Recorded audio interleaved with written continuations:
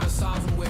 Who don't really like the sound of this? Who come with me getting down to this? You better step back, get your neck cracked, get laid down where you best step. Better check that with a fresh map, get lost now with no extract. Like look, that's all me, got my number, don't call me. We eating up, that's all beef, you freezing up, that's y'all's team. Cause we don't really lose no more, all about heating up, leaving that cold. You can see beating up, killing that show. I ain't about giving up, no.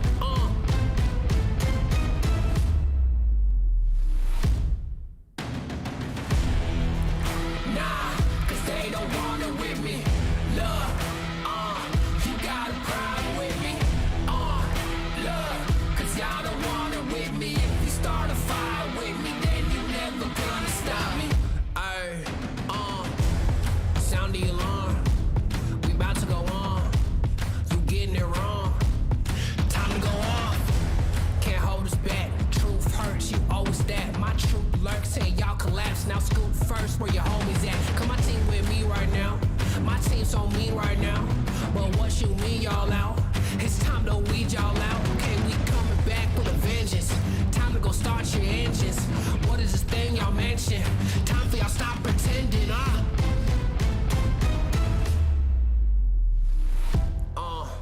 Nah, y'all can't do that. Where your crew at? Y'all can't do that. Nah, where your crew at? Nah, man, cause now you alone. Yeah, get out of my zone. Man, cause now you alone. Love, get out of my zone. Nah, cause they don't want it with me. Look, you got a problem with me.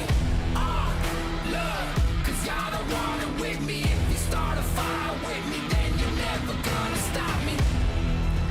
Nah, cause they don't want it with me. Look, you got a problem with me. Look, cause y'all don't want it with me. If you start a fire with me, then you're never gonna stop me.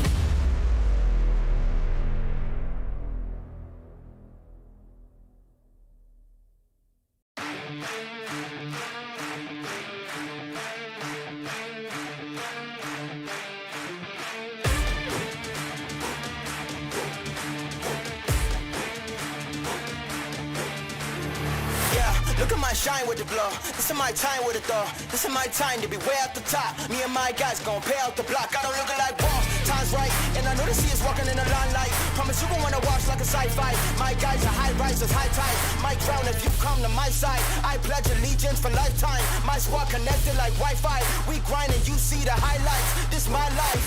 It ain't a game now. Me and you, we ain't the same now. Lions coming out to play now.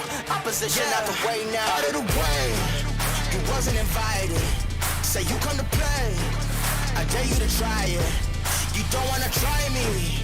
Don't step up to my team. Yeah, out of the way. Yeah, yeah. Out of the way. Yeah, yeah. Out of the way.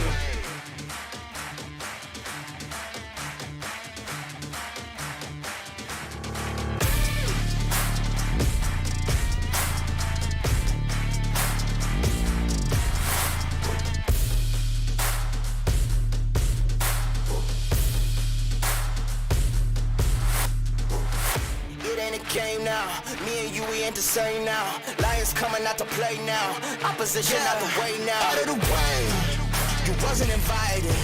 Say you come to play. I dare you to try it. You don't wanna try me.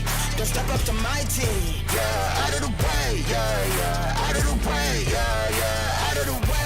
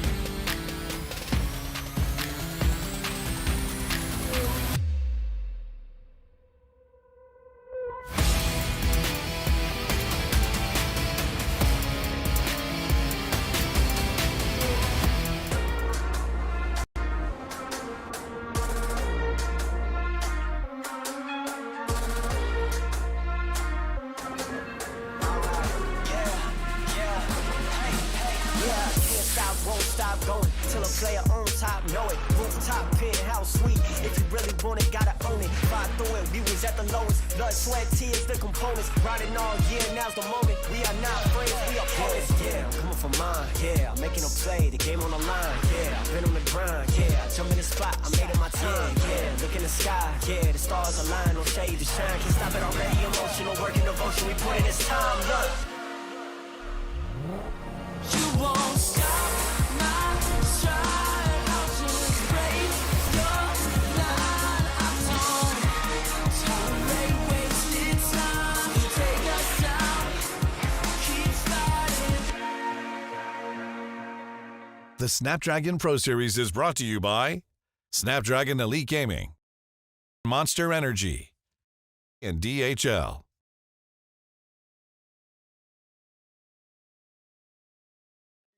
A good morning to most. It's unfortunately not a great morning for us Team USA fans.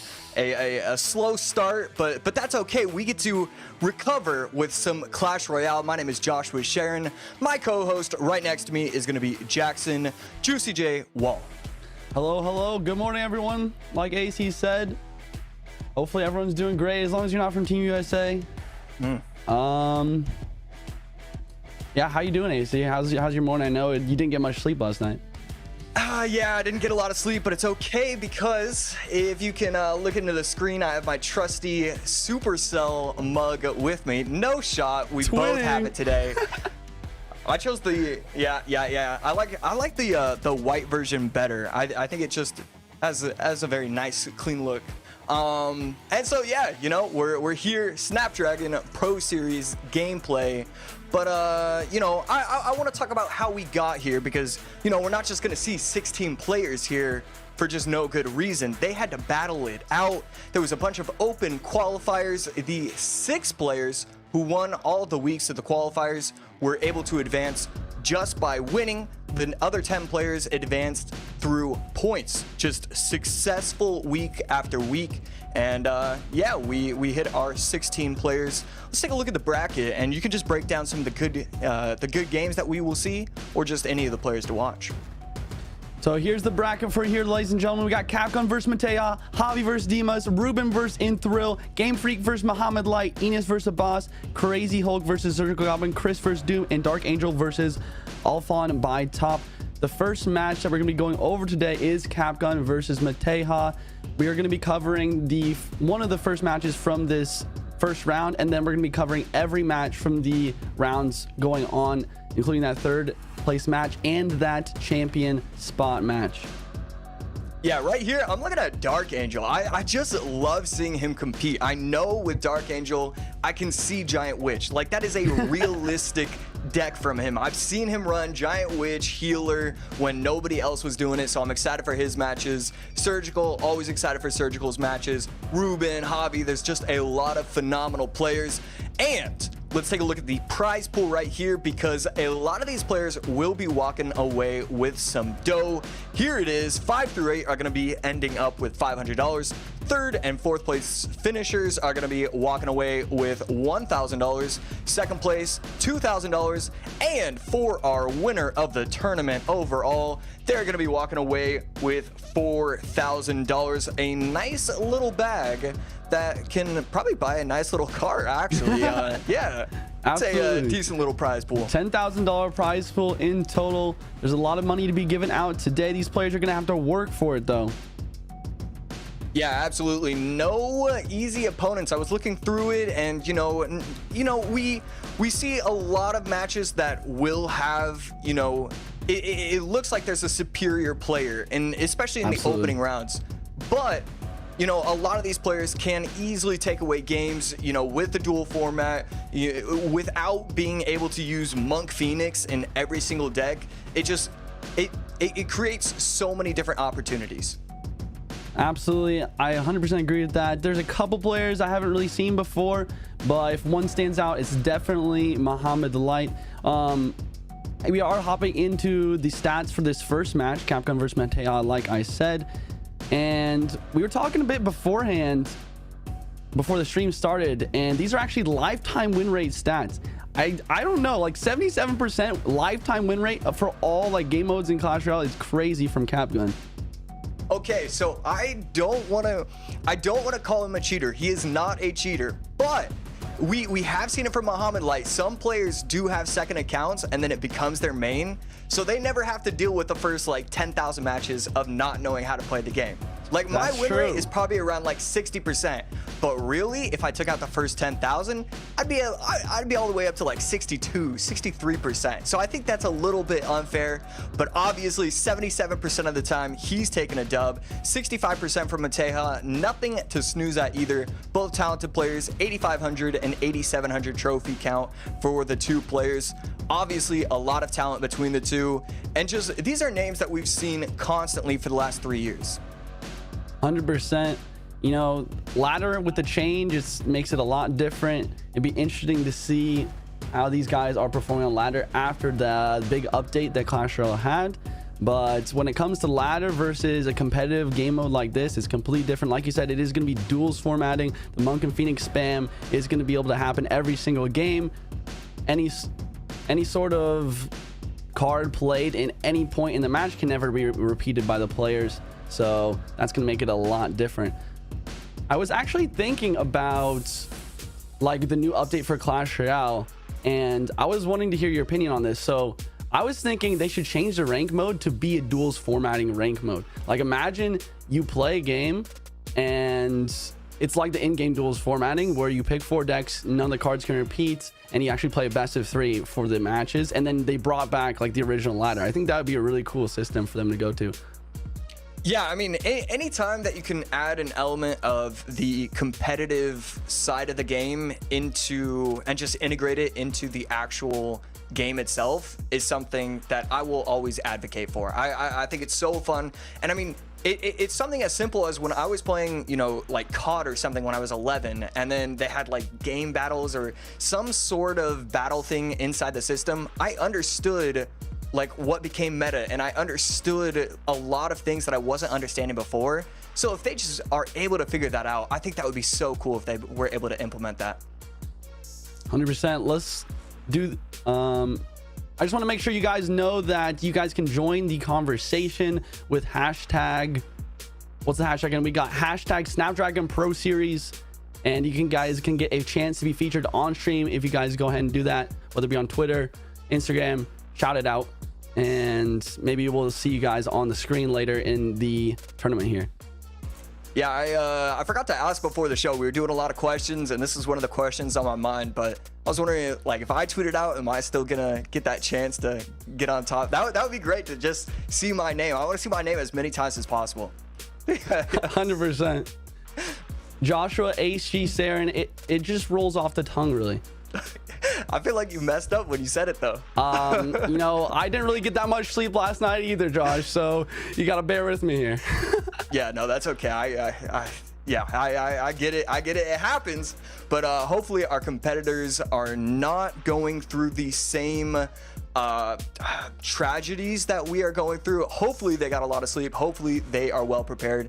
And I mean, with Clash Royale, you know, with all the people that are working behind each and every player, you know, the teams, the guy. I mean, we see these pictures on Twitter where it's like you see a player upload a screenshot saying, "Oh, I went 18-2 in my run of whatever tournament," and then they upload a picture of their Discord and it's like 9 people in a call, and it's just so cool to see how far all these players are just diving into trying to be a true professional into the game. 100%.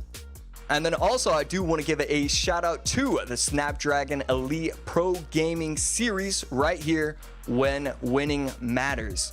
This is the tournament, the Snapdragon Pro Series, Europe and Middle East, North Africa, Season 2, Split 2, first take right there. I practiced it all night. That's actually part of the reason why I couldn't sleep.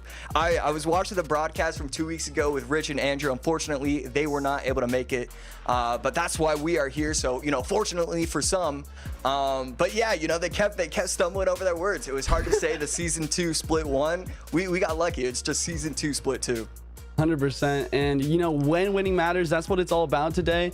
And 100% agree with you. Like, from a spectator standpoint or from a caster standpoint, I feel like we take for granted a lot of the time what goes on in the background, in the behind the scenes, with the preparation, when it comes to deck picking, when it comes to maybe having someone in your ear trying to calm you down. I know Muhammad Light does that a lot. You know, his coach or his analyst always just like cracking some jokes, trying to keep it lighthearted while he's playing. And you know, that's a really big thing that we don't really get to see a lot. So thanks for bringing that up. Yeah, I mean, I forgot who threw it out there, but it was something like, you know, we just love like a mic'd up portion in just some tournament. Just be able to hear some of these players, some of these coaches talking back and forth with each other. I think it would be so sweet. And it would just, again, this is one of those things where it just allows the non-hyper competitive player to just understand what goes into being a pro. So just another little thing that we could see in the future that, you know, I'm hoping could happen. 100%. I feel like the coaches, the analysts don't really get that spotlight that they might even deserve in certain points as well. A lot of Clash Royale is about deck picking. Matchups matter a lot. And when you're a coach or analyst, I feel like they don't get that spotlight, don't get that recognition a lot of the time. And yeah, a series like that would be really comedic as well. I can imagine just, you know, what could be going down back and forth there. It would just be hilarious because, you know, like every single time a pro loses, they always blame their coach or like a matchup and stuff. So when you have like a coach mic'd up saying, hey, don't use Fireball, he's going to run Monk, use Lightning, and then they still use Fireball and they lose to that, you can just pinpoint that where the coach is saying, look, I told you everything that needed to be done. You didn't listen. You lost. This is not my fault. I would love hearing that conversation just one time. Absolutely. I think another thing that would go down there a lot is, you know, with the duels formatting, it's just really interesting because obviously you use Monk first game, or let's say use Log first game. That second game, using bait could be a little bit more enticing because with certain cards out, you know, other cards will become stronger. And it'd be interesting for me to like hear the thought processes behind that. I think deck picking is one of the most like skillful like parts of Clash Royale. It's like, you know, a lot of the time when you start a game in Clash Royale, some of the game has already been decided just because of that deck pick, and that's just something we don't really get to see a lot of. Yeah, absolutely. It's an art. And speaking of art, I think we're supposed to be heading into our match soon. And yeah, I mean, I'll compare it to art because I'm allowed to. I'm in front of the camera. But yeah, you know, when Clash Royale is played at its purest form, both players playing perfectly, it really is just art. And the last time I've casted was actually at World Finals, and so I got to see some art there, and I'm just trying to do it again. Speaking of the World Finals, the world champion of 2022 is playing this tournament today, Muhammad Light. Can't wait to see some of his matches. And you're right, it is like art. He plays so perfectly with his deck picks, but also in combination with his gameplay. It's fascinating to just see zero mistakes. Whenever you're watching a sport or an esport or anything for that matter, seeing the best of the best play, no matter like where you're watching from, it's always a pleasure. You know, there is one thing I will say. He does have one problem with his game, and that's and that is he's too dedicated and he just wants to play too bad. Because I will say this, he let me play one game on his account. You know, I'm 45 seconds in, I'm doing well, I'm winning the match, and he pulls out his phone to start watching me play on his account, logs me out, and then I could just never get back in. He just finishes the match. He lost, and then he just blamed it on me. I found that utterly ridiculous. I remember that. That was hilarious.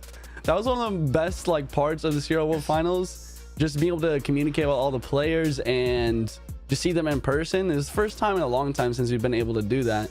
I can't wait to do more of those live tournaments in the future. There's definitely something special about it. Yeah, I'm just glad. I'm glad that it was in Finland and not, you know, in LA or anything like that, because we couldn't play basketball. I was supposed to play against. I was supposed to play against Air Surfer. I call him Jack all the time, so I didn't even know his in-game name. But I was supposed to play against Air Surfer in basketball, but there were no courts, there was no ball, so I didn't have to end up embarrassing myself because That's what happens when I play against him. The last time I played him, I think I lost 110. Dang. Yeah, he's really good at sports. Speaking of sports, we're into the esports now. Capcom versus Mateo, game 1, best of 3 duels formatting. Looks like we're going to be seeing some mortar bait versus probably some minor control at the top from Mateo. Capgun running mortar, something that I absolutely love seeing from him. Mateo, I mean, you just have to expect that the last 5 cards are going to be Monk. What is it? I feel like we can say this Monk, together. Phoenix, Poison with an Ice Spirit and Miner. Yep, there you go. Yeah, and then from Capcom, we have the Phoenix as well. Interested to see if he will have a Monk also. I think maybe this version of Mortarbait is more apt to have a Skeleton King. So he's trying to save that Monk for later in this best of 3.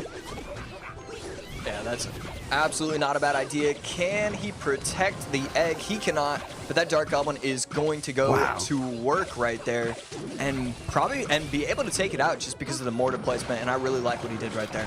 Yeah, the Dark Goblin got a lot of value. He's protecting this mortar as well. Skeleton Army in the opposite lane to apply that pressure to get that Skeleton King ability filled up, and he's going to pop that as well. Monk ability is going to pop, though. It's going to shoot that mortar shot back and just tank all of these skeletons. Here comes the Goblin Gang, though, and Mateo is pretty low on elixir, but he's got a Goblin Gang of his own, and that's going to be solid defense. Mateo took 0 damage there, unless one of these Spear Goblins can connect. Wow, and I was so ready to say, oh, solid pressure, and I mean, it was solid pressure right there. Mateo kind of had to be in a weird position, but I mean, that is just brilliant defense right there. No damage whatsoever, a perfect pop of the ability. Mortar takes itself out. That is just great, you know, micro, macro from Mateo. You know, it's been 2 months since I got to use the word micro and macro. Like, that was fun for me to bring it back. Let's go. Dark off in the middle. Speaking of micro, some bad micro right there. Not able to take out the Ice Spirit, always chipping away.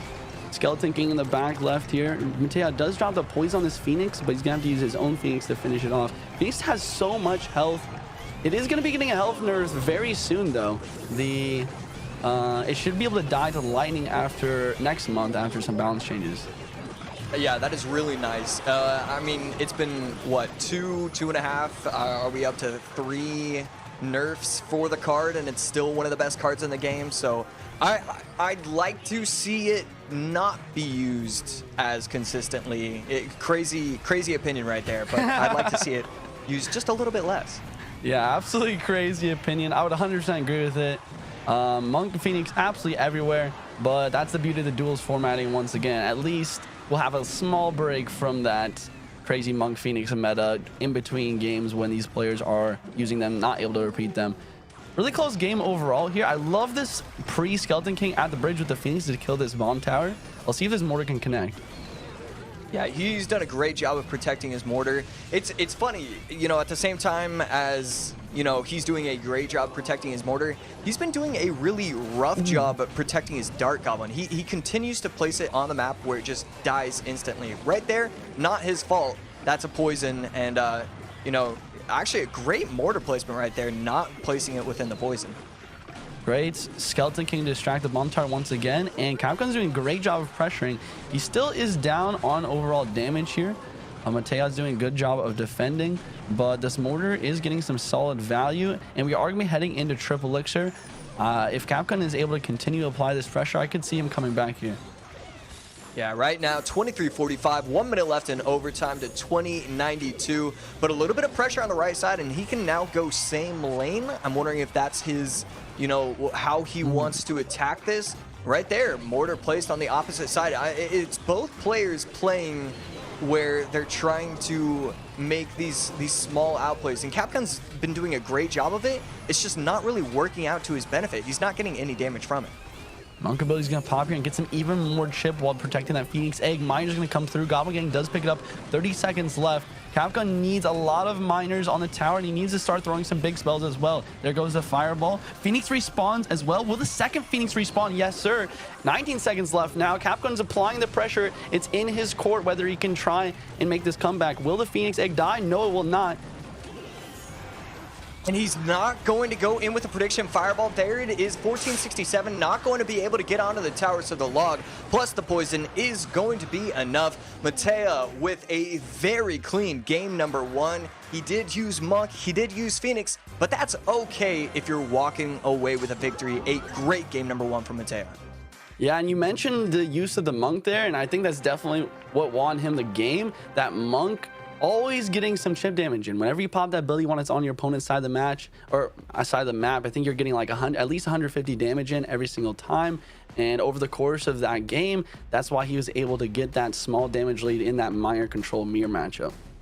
Yeah, it was absolutely textbook how he used it. Whenever he needed to try and redirect the mortar shots back onto the mortar itself, whenever he needed to have 1% health on top, or 1% health left on the Monk, and then get that 150 HP on top of the tower, it was great. And the cap gun right here, I mean, we saw it throughout the entire match. Constant pressure. Miner in the back, Phoenix on the board, second Phoenix on the board right here. But it's just Matea with incredible defense throughout, and just a great way to start the day. Just absolutely what I wanted to see. Yeah, beautiful micro from both players, but that Monk just making the difference. Capcom did have the mortar here. He played it 8 times. He was always trying to get that connection, but Matea always controlling it with, whether it be with his Monk to tank, his bomb tower to help take it out. And you talked about the Monk ability deflecting those mortar shots and getting some nice value versus the range units as well. But Matea, like you said, he also used the Monk ability for that tanking purpose as well. A lot of the time he was able to use that Monk ability to tank for his Phoenix eggs and get those respawns. And I think that was another really very important part of this match, why he's able to secure that victory.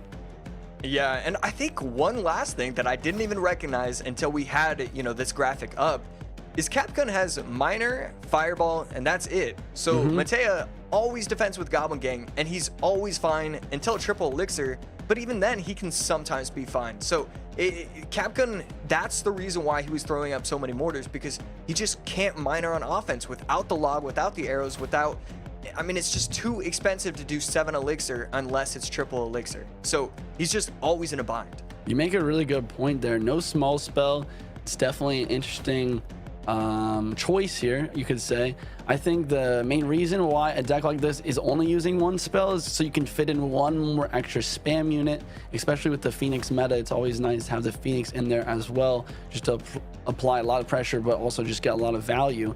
And the other thing with having a small spell versus not, taking out those Phoenix eggs were really tough for Capgun. It seems like Matea's Phoenix egg was always able to respawn because he didn't have that log to take it out and secure that death of the Phoenix egg every time. Yeah, so I have to ask you, do you think it's... I mean, you have been casting all these tournaments recently. You've seen how successful the Monk and the Phoenix are, especially when they're paired together. Do you think it's a mistake not to use that minor Phoenix deck with the Monk? It just seems so powerful. It absolutely is very, very powerful. Honestly, I'm surprised that Capcom didn't use the Monk Phoenix Mortar Miner deck that is all over the meta right now. It's basically the same exact thing that we just saw from Matea, except with Mortar instead of the Bomb Tower, maybe Goblins instead of the Goblin Gang. It's interesting to see that he's using this spam version instead, and I 100% agree with you. Like, maybe he thought that he could secure victory without the Monk and then save that Monk for later in the best of 3, but he wasn't able to get the win, so now he's in a really tough spot. And we're hopping straight into the second match. Capcom is 100% going to use the Monk in this one because he needs to secure this win. Let's see, Matea on the bottom, Capgun up top. Matea with the 1-0 set lead, currently throwing out the Golden Knight right there, and good game coming out from Capgun. Wonder if he's frustrated about the matchup, or we've seen so many people over the years where they say good game, and you're like, is he BMing, is he this, and then they repeated a card. So hopefully it's just BM, hopefully it's just a bad matchup, and hopefully it's not a repeated card. Yeah, hopefully it's not a repeated card. This is the Royal Hogs Phoenix Pigs deck, and he did use his Phoenix earlier in the match, so hopefully he has something instead of the Phoenix. He's not using it. Interesting start to this match. Matea making a pretty big mistake. He tries to get the King Tower activation versus the Firecracker, and it doesn't really work out. I'm surprised he didn't just pop that Golden Knight ability right away. And looks like he's got a Hog Rider instead. So, and Mateo is going to get that King Tower activation with the Tornado versus the Hog, but he does take a hit. He's played it a little bit late there. A lot of mistakes already from Mateo. I'm not sure where that's coming from. Maybe the nerves are getting to him. Yeah, but at least he does have that 1-0 buffer, so he will be fine if it does head into a game number 3. And it will be good for us because that's just more Clash Royale. So far, not going to be using the Phoenix version, is going to be using the Hog Quick Cycle Earthquake Bomb Tower deck instead. Mateo, I mean, we're seeing this Ghost Giant Skeleton Drill. We've seen it for the past 6 months, and it's weird to see a deck like this and just kind of feel refreshing, just because I've played so many ladder games, so many Grand Challenge games over the past 2 months or so, and just every game is Monk Phoenix. It's just refreshing to see something that was brutally terrorizing the meta 3 months ago. 100% agree. And yeah, I have seen a bit of this deck in the competitive scene with the duels formatting and with bans, because it does really shine when the Monk and Phoenix are not on the board. So that's what Mateja is taking advantage of here. He doesn't have the Monk and Phoenix anymore, so he's going to be opting to be using this kind of old meta deck. Really good Monk ability on the left side here. It's going to take that Magic Archer out and get a nice amount of chip. Hog Rider coming on the right hand side. There's 2 Firecrackers down the board as well. He's going to let the Firecracker on the left get that hit and basically take use of that strong side tower. And there's a huge counter push from Mateo here. Let's see how Capcom can deal with this. Right there, will be able to pop the Monk ability, so you know the Magic Archer is going to disappear off of the arena. Giant Skeleton not going to be getting too much value, not even going to be able to get the Golden Knight to tower. So that is just not enough pressure right there. Ghost's going to get 2 shots, and that's huge for him. Only 500 HP separating the 2 players now. Here comes the drill. Monk is down to tank here. He needs the log back and cycle, and he has it, but the Goblin does get 1 shot. Tower can take this. Electro is out, and he has this Monk counter pushing. Would not be surprised to see an ability with the Hog Rider behind. And we're kind of seeing him get into a rhythm now. So E-Wiz plus Golden Knight plus Ghost or plus NATO, and he's defending these Hogs very well. As I say that though, the Hog does manage to get to the tower, but that is a lot of elixir to defend, especially with the missed log. But that is a beautiful shot from, wow, and even more beautiful shot from the Golden Knight. Who cares about the Firecracker? We care about the Golden Knight dash. Yeah, so I don't know if you saw it, but I don't really think many people saw it, but the Golden Knight actually got changed kind of sneakily. It's kind of like a silent buff. Basically, Supercell didn't like how Golden Knights were dashing across the arena a lot of times, so they changed it so the Golden Knight will now always dash towards the Princess Tower in order to prevent stuff like that. But it ended up being a huge buff because now Golden Knights, no matter where it is on the board, is always going to find a way to dash towards that Princess Tower. Wow, yeah, that is a massive, massive play right there. 40 seconds left.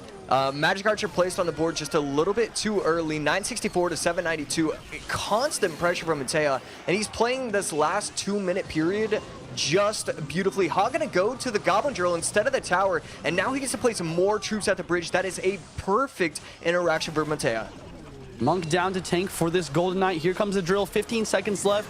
Capcom needs to defend this perfectly and get a Hog and maybe an Earthquake on this tower if he wants to win this game. Hog gets kited back once again. Goblin does find a way to hit. Earthquake is going to drop down. Capcom needs a log as well. Here comes the log. Will the drill do enough damage? The drill plus the tornado is going to be enough. And Mateja is going to take this second game. And I think that's going to be it. Mateja winning this best of 3, 2-0 versus Capcom. GG's, well played. Wow, Mateja coming in with a 2-0 sweep.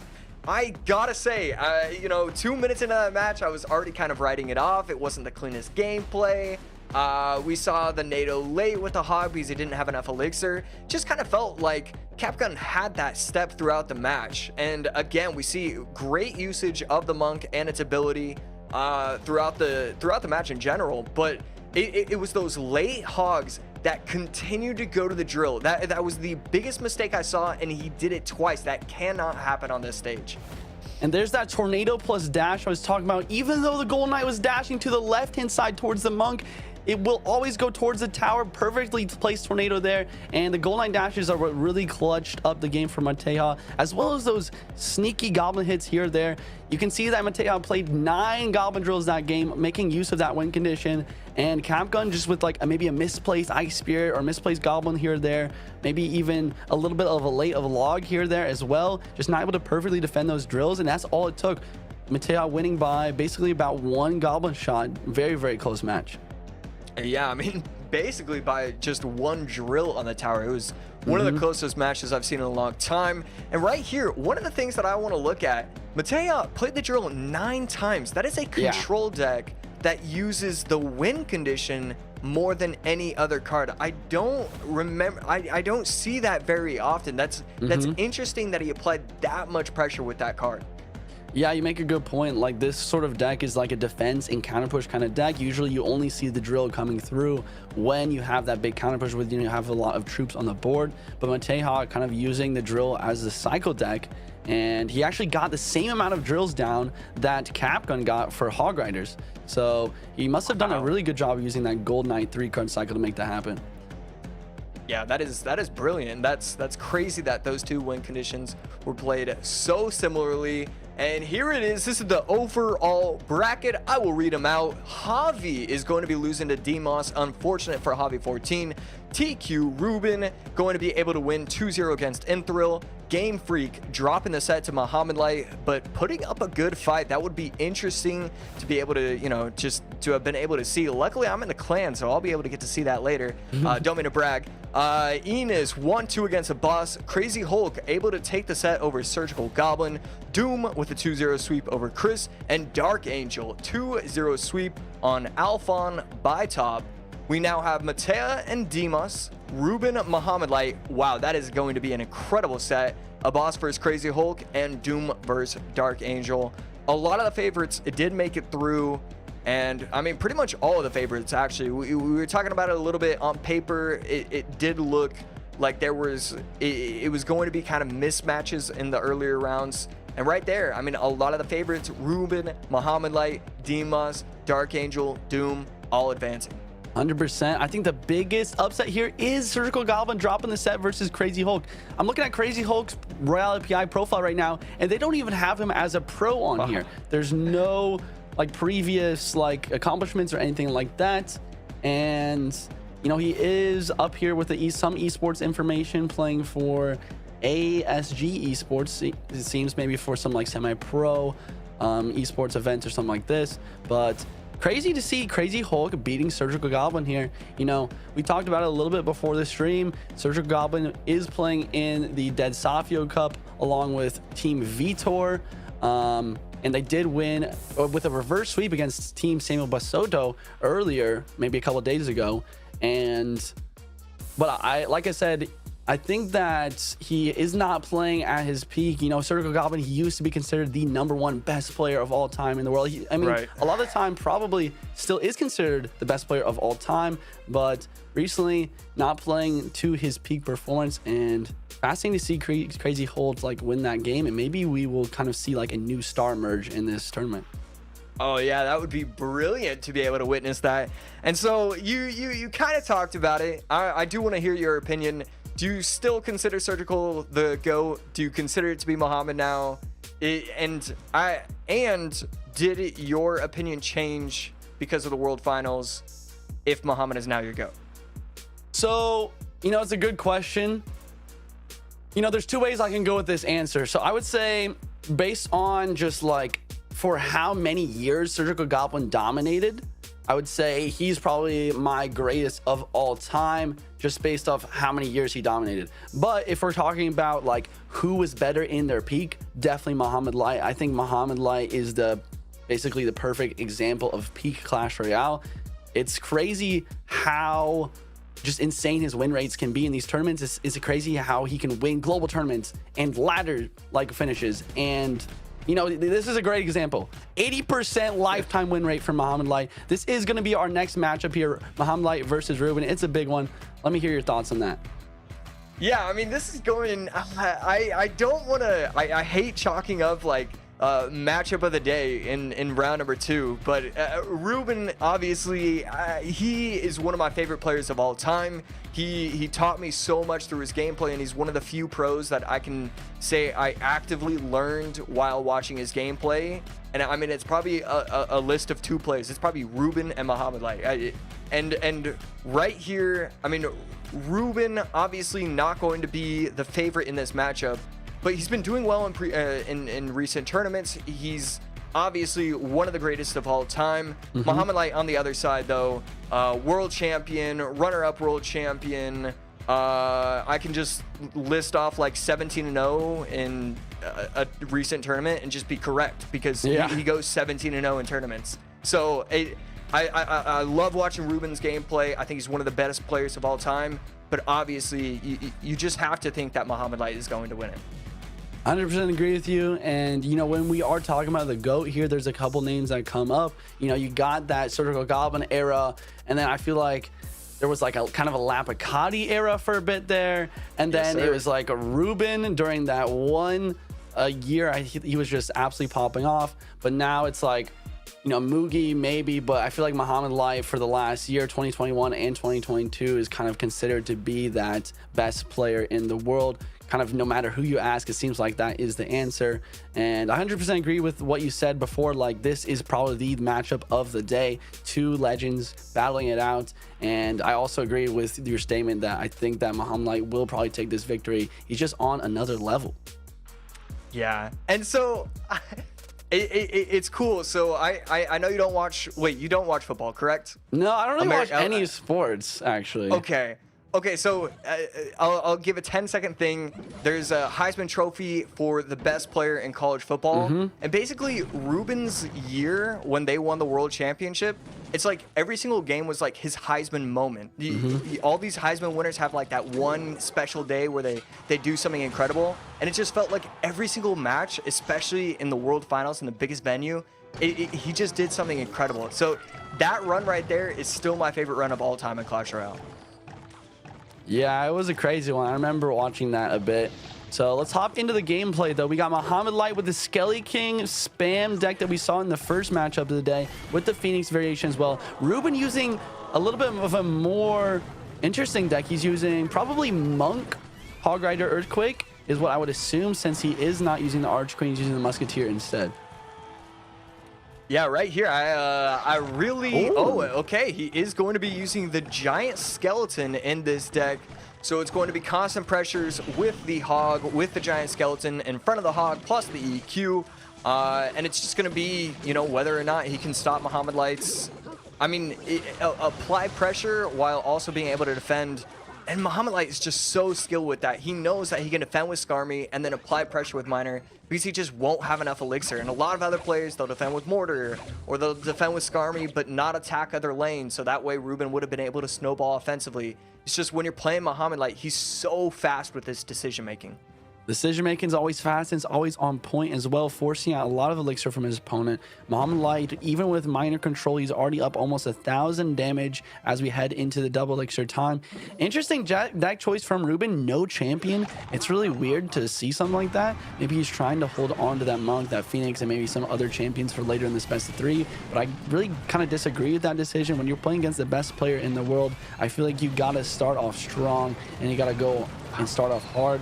But, you know, Ruben hasn't got a single hit point of damage so far, and Muhammad Light is just absolutely vibing here. His Phoenix Egg is going to be taken out by the Skeletons, but the Miner is going to be chipping away. Snowball's not really doing a good job versus these spam cards like the Skeleton King ability either.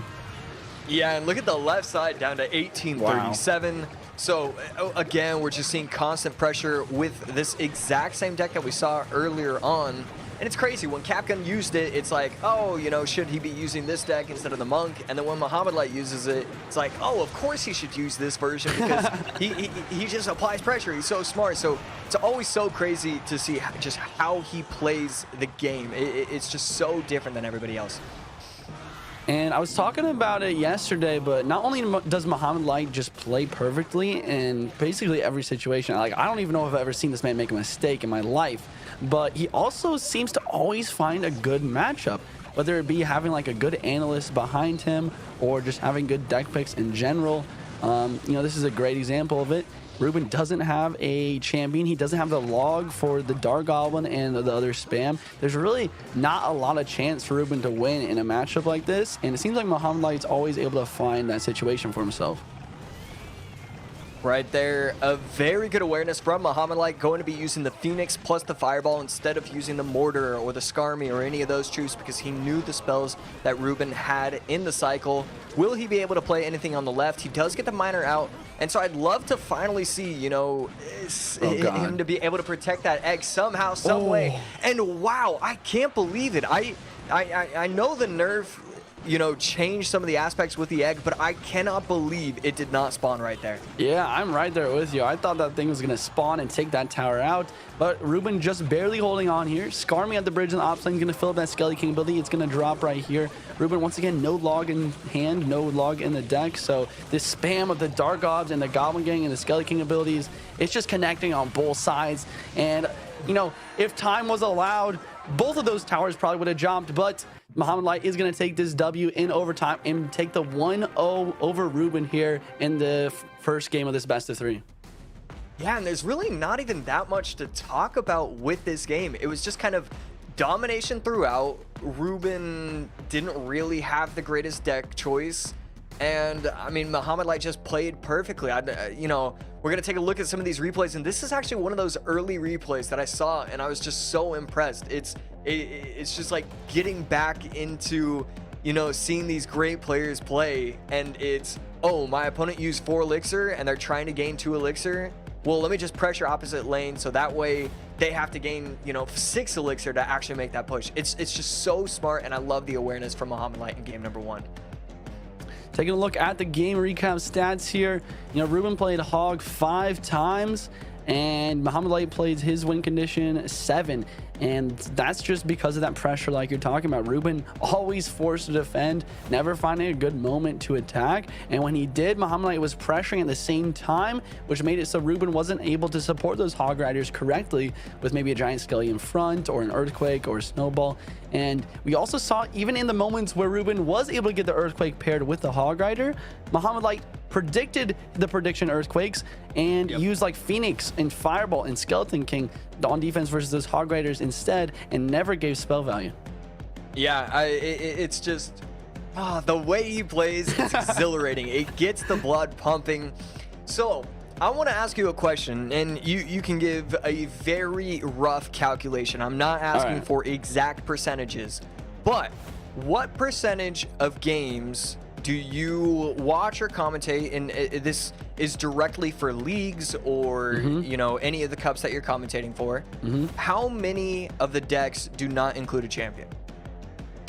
5.26%. Okay, that's what I was expecting, and it's shocking to see Ruben take this line where he doesn't use the champion in game number 1.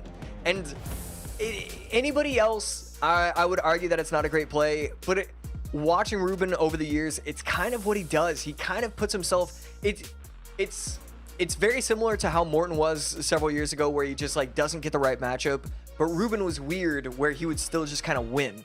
So he's never really been the strongest with deck choices, and it's because his decks are always just kind of off meta. They're always kind of weird. So it doesn't shock me that he didn't use a champion. I don't like it, but I would never tell him what to do. So hopefully he uses a champion in game number 2, though.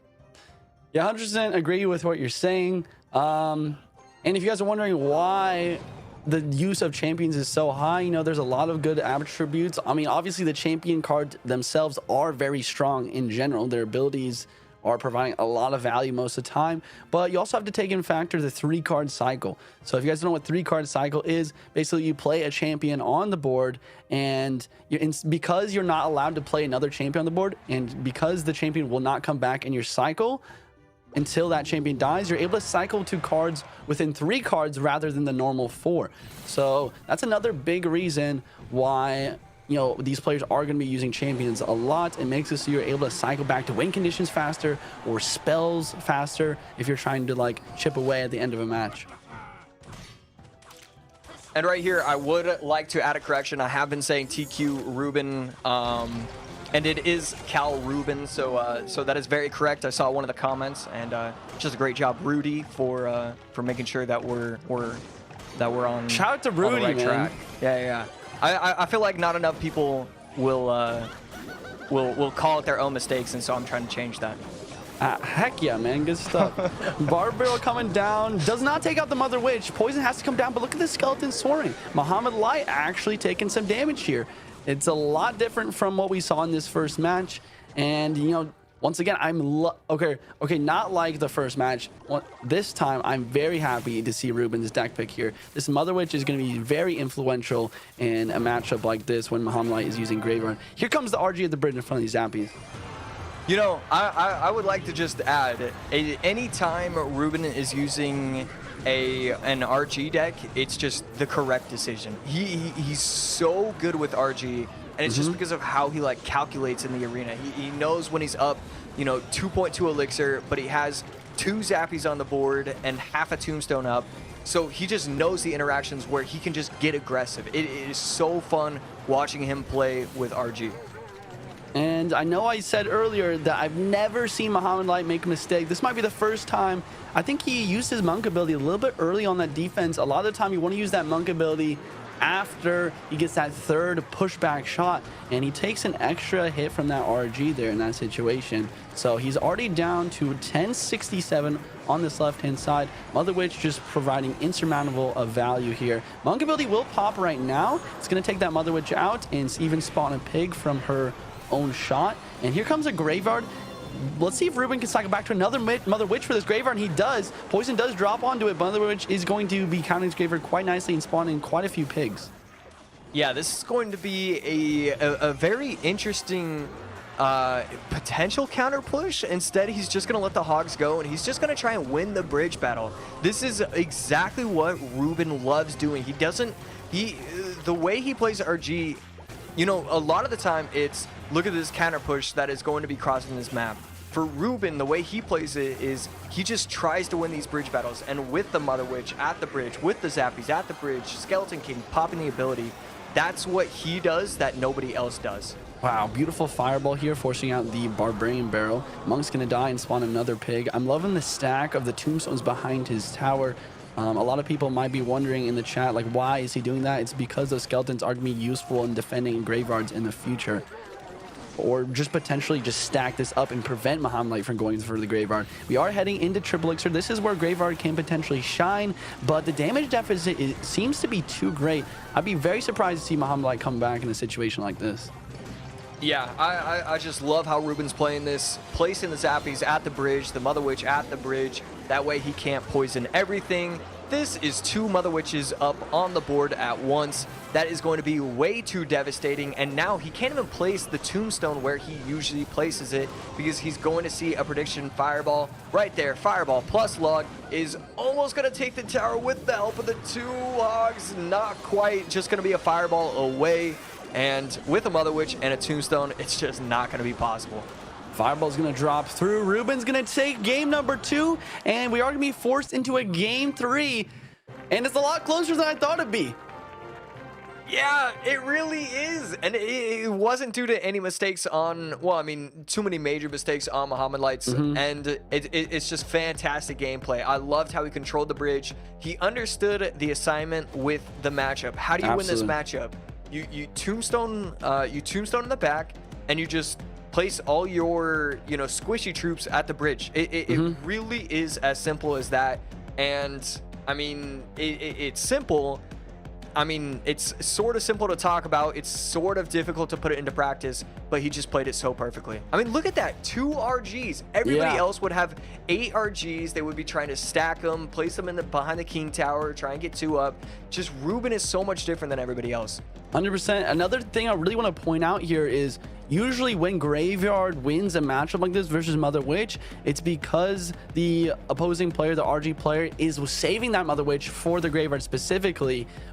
And the and the Graveyard player will actually like cycle poisons throughout the match and win off damage.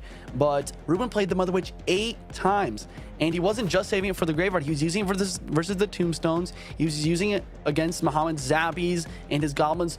Obviously, just always constantly applying pressure to that Mother Witch, and just because he knows that it's going to get a lot of value. And when Muhammad Light did go for those Graveyards, he was able to cycle back to those Mother Witches with the Skeleton King 3-card cycle, and he just did a great job of getting so much value from that card. Yeah, I love that point right there, because it's exactly what we saw. I mean, especially with like 30 seconds left or something like that, it was Graveyard plus Poison.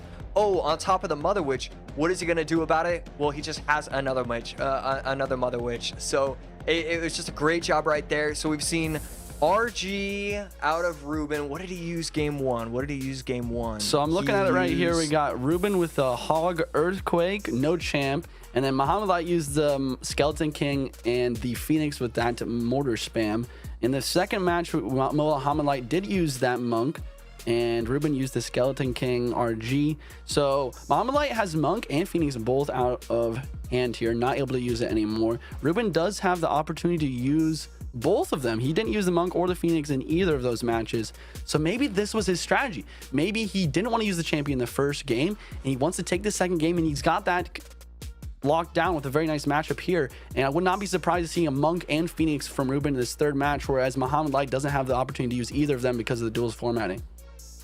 So, and that's really weird, because Log is out of the question for Ruben. So then it becomes Monk, Phoenix, Mortar, no Log with your deck. And I don't even think he can use Snowball, because I think it's in that Hog Quick cycle. So yes, you have Phoenix, yes, you have Monk still available, but you don't really have the initial cards you would think about when it comes to synergy. 100% agree. I would not be surprised to see a Bar Barrel. Yep, there's the Bar Barrel from Ruben. Okay, Muhammad Light. were you going to say that, or did you just see the Bar Barrel? No, I was gonna say. I swear, I swear. So Ruben with the Bar Barrel and the Bomber and a Miner. So I don't actually know what deck this is. I've never seen something with these 3 cards. This is weird. I guess that does happen a lot of the time with the duels formatting. Muhammad Light using that Drill Bridge spam deck we've seen a lot when he doesn't have the Monk or the Phoenix in play here. He has a Log as well, so maybe not the deck that I'm thinking about. Maybe he's using more of a cycle variation. Okay, so Ruben is not going to be running Giant. I did not think he was going to, but I saw the first 4 cards and thought there is a chance. But it really didn't make sense. I just haven't seen Giant in a while, so that would have been nice. Right there, Ruben, Miner, Poison, Bar Barrel, Phoenix, Monk. It's pretty much exactly what we expected. But I mean, that's you can just get away with that when you're running Monk and Phoenix. It's crazy. There's so much talk about matchups being decided before the match, and then everybody knows you're running Phoenix, everybody knows you're running Monk, and you can still just do it anyways. 100%. And looking at the matchup right now, I mean, Ruben's in a great spot. I don't know who he's got helping him pick decks here, but he's got the Bomber to help versus the Drill. He has the Bar Barrel as well. And the Monk Phoenix combo in with the Miners and the Poison is going to make this match very difficult for Muhammad, and we can already see that being evident. Look how much damage that one Monk Phoenix Miner push did on the left hand side. That Monk ability just tanking absolutely forever, allowing that Miner to get an insurmountable amount of chip damage, and Phoenix kills that entire Giant Skeleton, preventing counter push. Really nice Magic Archer at the bridge from Mo here. Going to force out that ability early and get a couple shots. Wow, and he missed times as well, so Magic Archer getting a couple extra shots there as well. Yeah, that is really, really nice for Muhammad Light right there. Giant Skeleton not going to allow the Bomber to get the damage on top of the tower. I was a little bit wary of that situation actually occurring. Right there, Golden Knight dash, and the tower is just inside the range. Log just in case, and so it was 3052 to 2177. Now it's 2400 to 2200, and it's just anybody's game. Just like that, a really nice Magic Archer just changes the game so consistently.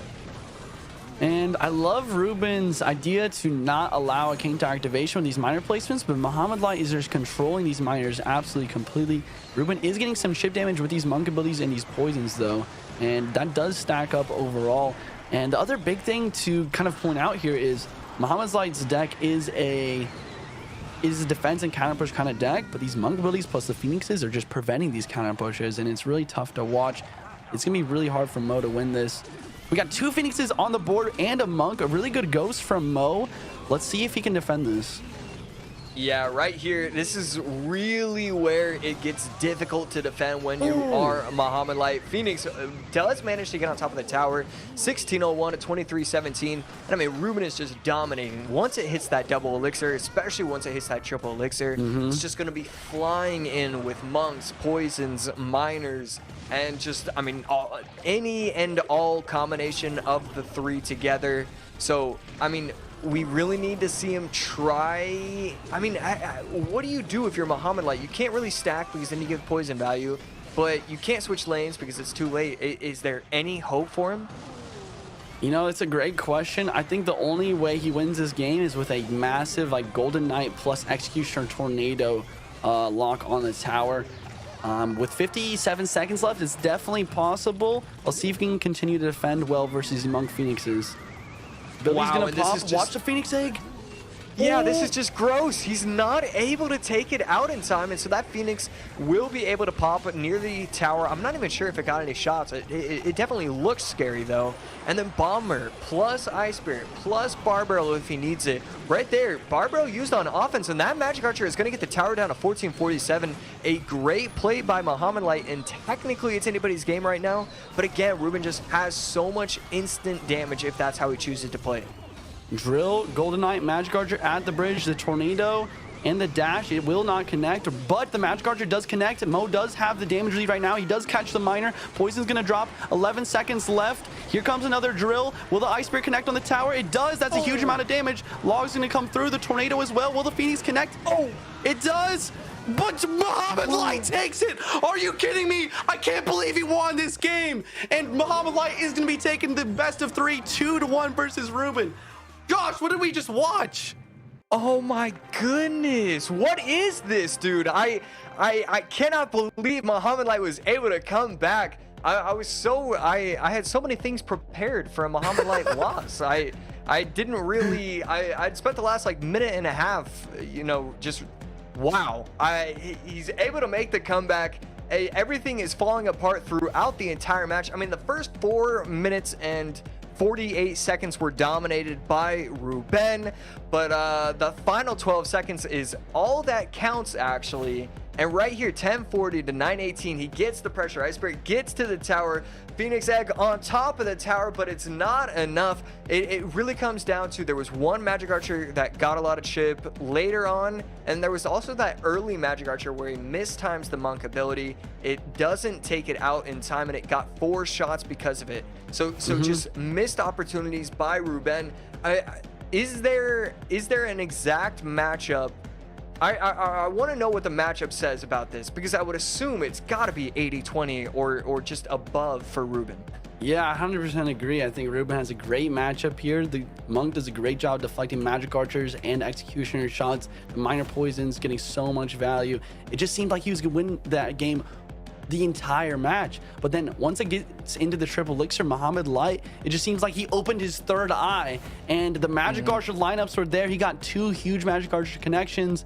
The drills were getting some damage in as well. Muhammad never got that Golden Knight connection, but with the Magic Archer shots and those drill connections, he was able to get enough damage, and pairing that with a very, very, very nice defense, he was able to just somehow get that W. I still am in disbelief. I don't understand how that was possible. It seemed like Ruben had that match under control the entire time. Dude, I was just so thankful that you've been talking for the last 20 seconds, because I'm re-watching the game on my other monitor. I have the YouTube video for, you know, the Snapdragon account up just so I could re-watch what happened. And I mean, everything went right for Muhammad Light in the final 30 seconds. I mean, the Magic Archer got chip, and then he predicted the miner. He predicted like 6 miners in a row, including one with a ghost. I mean, everything had to be done right by Muhammad Light, and it actually was done right. I still just cannot believe what we saw right there. That's a good point. Muhammad Light literally caught probably every single miner in that game. I don't remember a miner ever connecting, whether it be from Ruben placing in the safe spot a lot of the time to prevent like a King Tower activation and always catching with those giant skeletons. or that prediction goes in the back to finally, like, I don't know how, like, literally Ruben played the miner in back one time that game, one time, but he still predicted it. Like, how did he know he was gonna place it there? This man has got the wall hacks, bro. You know, I'm thinking out of respect that he was able to predict the miner in the back, he just said, all right, from now on, like, it might have been like a secret emote thing that, you know, they've talked to each other about in DMs, but it's like, if you can predict one miner that gets thrown in the back and no other miners will, you can just have the game. Like, you win it, or at least I won't be doing a ton of damage with that miner. I think it had to be a respect thing. And yeah, just a brilliant set overall. Unfortunately, we have to watch a different set, but I think this one should be pretty good as well. We have Matea, who we saw in the opening round, going against Demos, aka the MK. I mean, just one of the best MK players out there. His gameplay is always brilliant, and it always will lead to a high win rate. When a good MK player plays the game, I swear they can just go 12-0, 12-0, 12-0 in these GCs. A good MK player just dominates the game. That's what he does, even against these pros. 100% agree. I actually played against Demos on ladder not too long ago, and you know, as a Splasher player, I always beat Mega Knight, like wall breakers players. It's really not too difficult.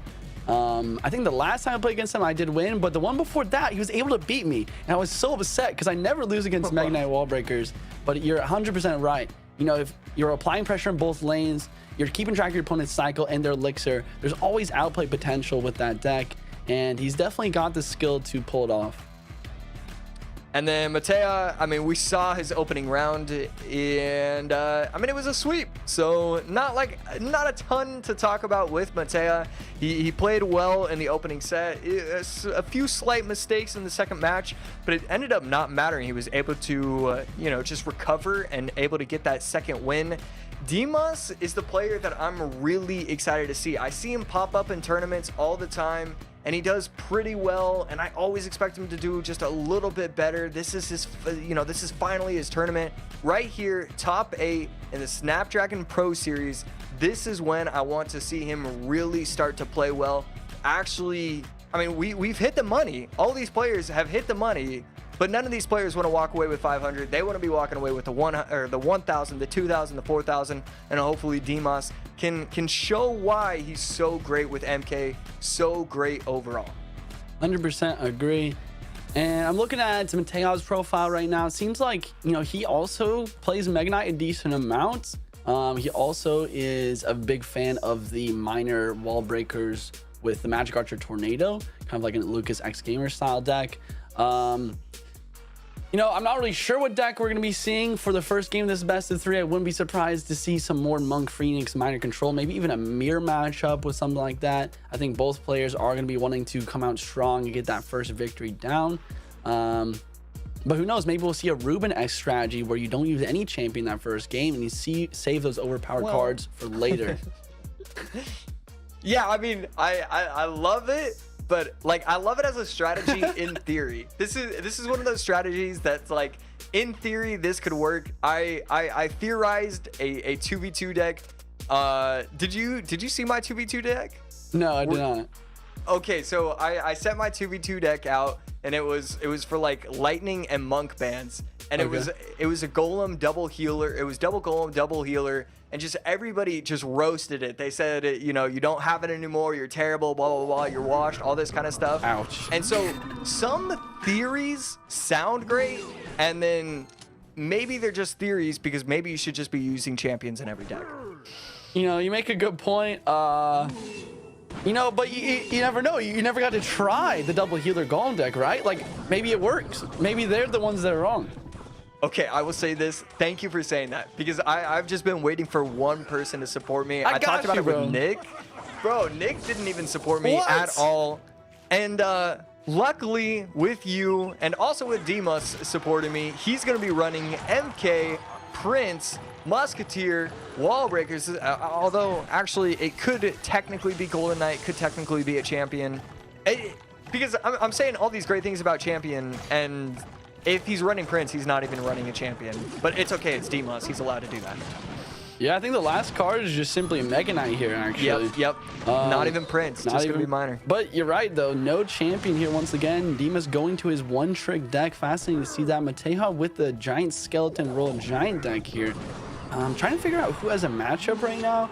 I feel like Mateja has got to be feeling pretty good about this. I mean, he's got the Barbaro and the E-Spirit. He's got some really good counters to those wall breakers.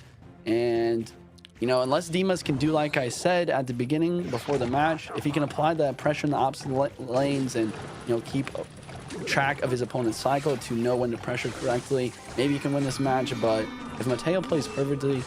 Oh! Okay, wall breaker connects. I'm starting to eat my words already. Yeah. Okay, so I will say this. I'm not a... This is going to be very difficult to stop. MK on top. There it is. As an ex-MK one trick for 3 weeks, I can tell you this with absolute certainty. RG just always hard counters MK. It is so difficult to get past it. If the RG player just tries to stack troops and then throw an RG out, or... It's cool. There's 2 different ways to play it, and both of them are correct. Either you stack RGs and then just kind of defend, and then you have 2 RGs coming down the lane, or you stack troops and then you defend, and then you just kind of throw an RG in front of the troops. But both of those ways are perfect to play it. It's so difficult to defend, and it's just so hard to create pressure because of the Barbaro E-Spirit combo. Yeah, thanks for the insight there. I think you're 100% right. Just looking at it visually right now, like, what can Dimas do without a building or without like a big tank killer versus this RG at the bridge? Lightning drops down, Musketeer gets taken out, the tower's going to drop as well, and that's going to be a game. And Teja maybe predicting that Dimas was going to go for towards his comfort for this game 1. Yeah, and that's an incredible prediction right there.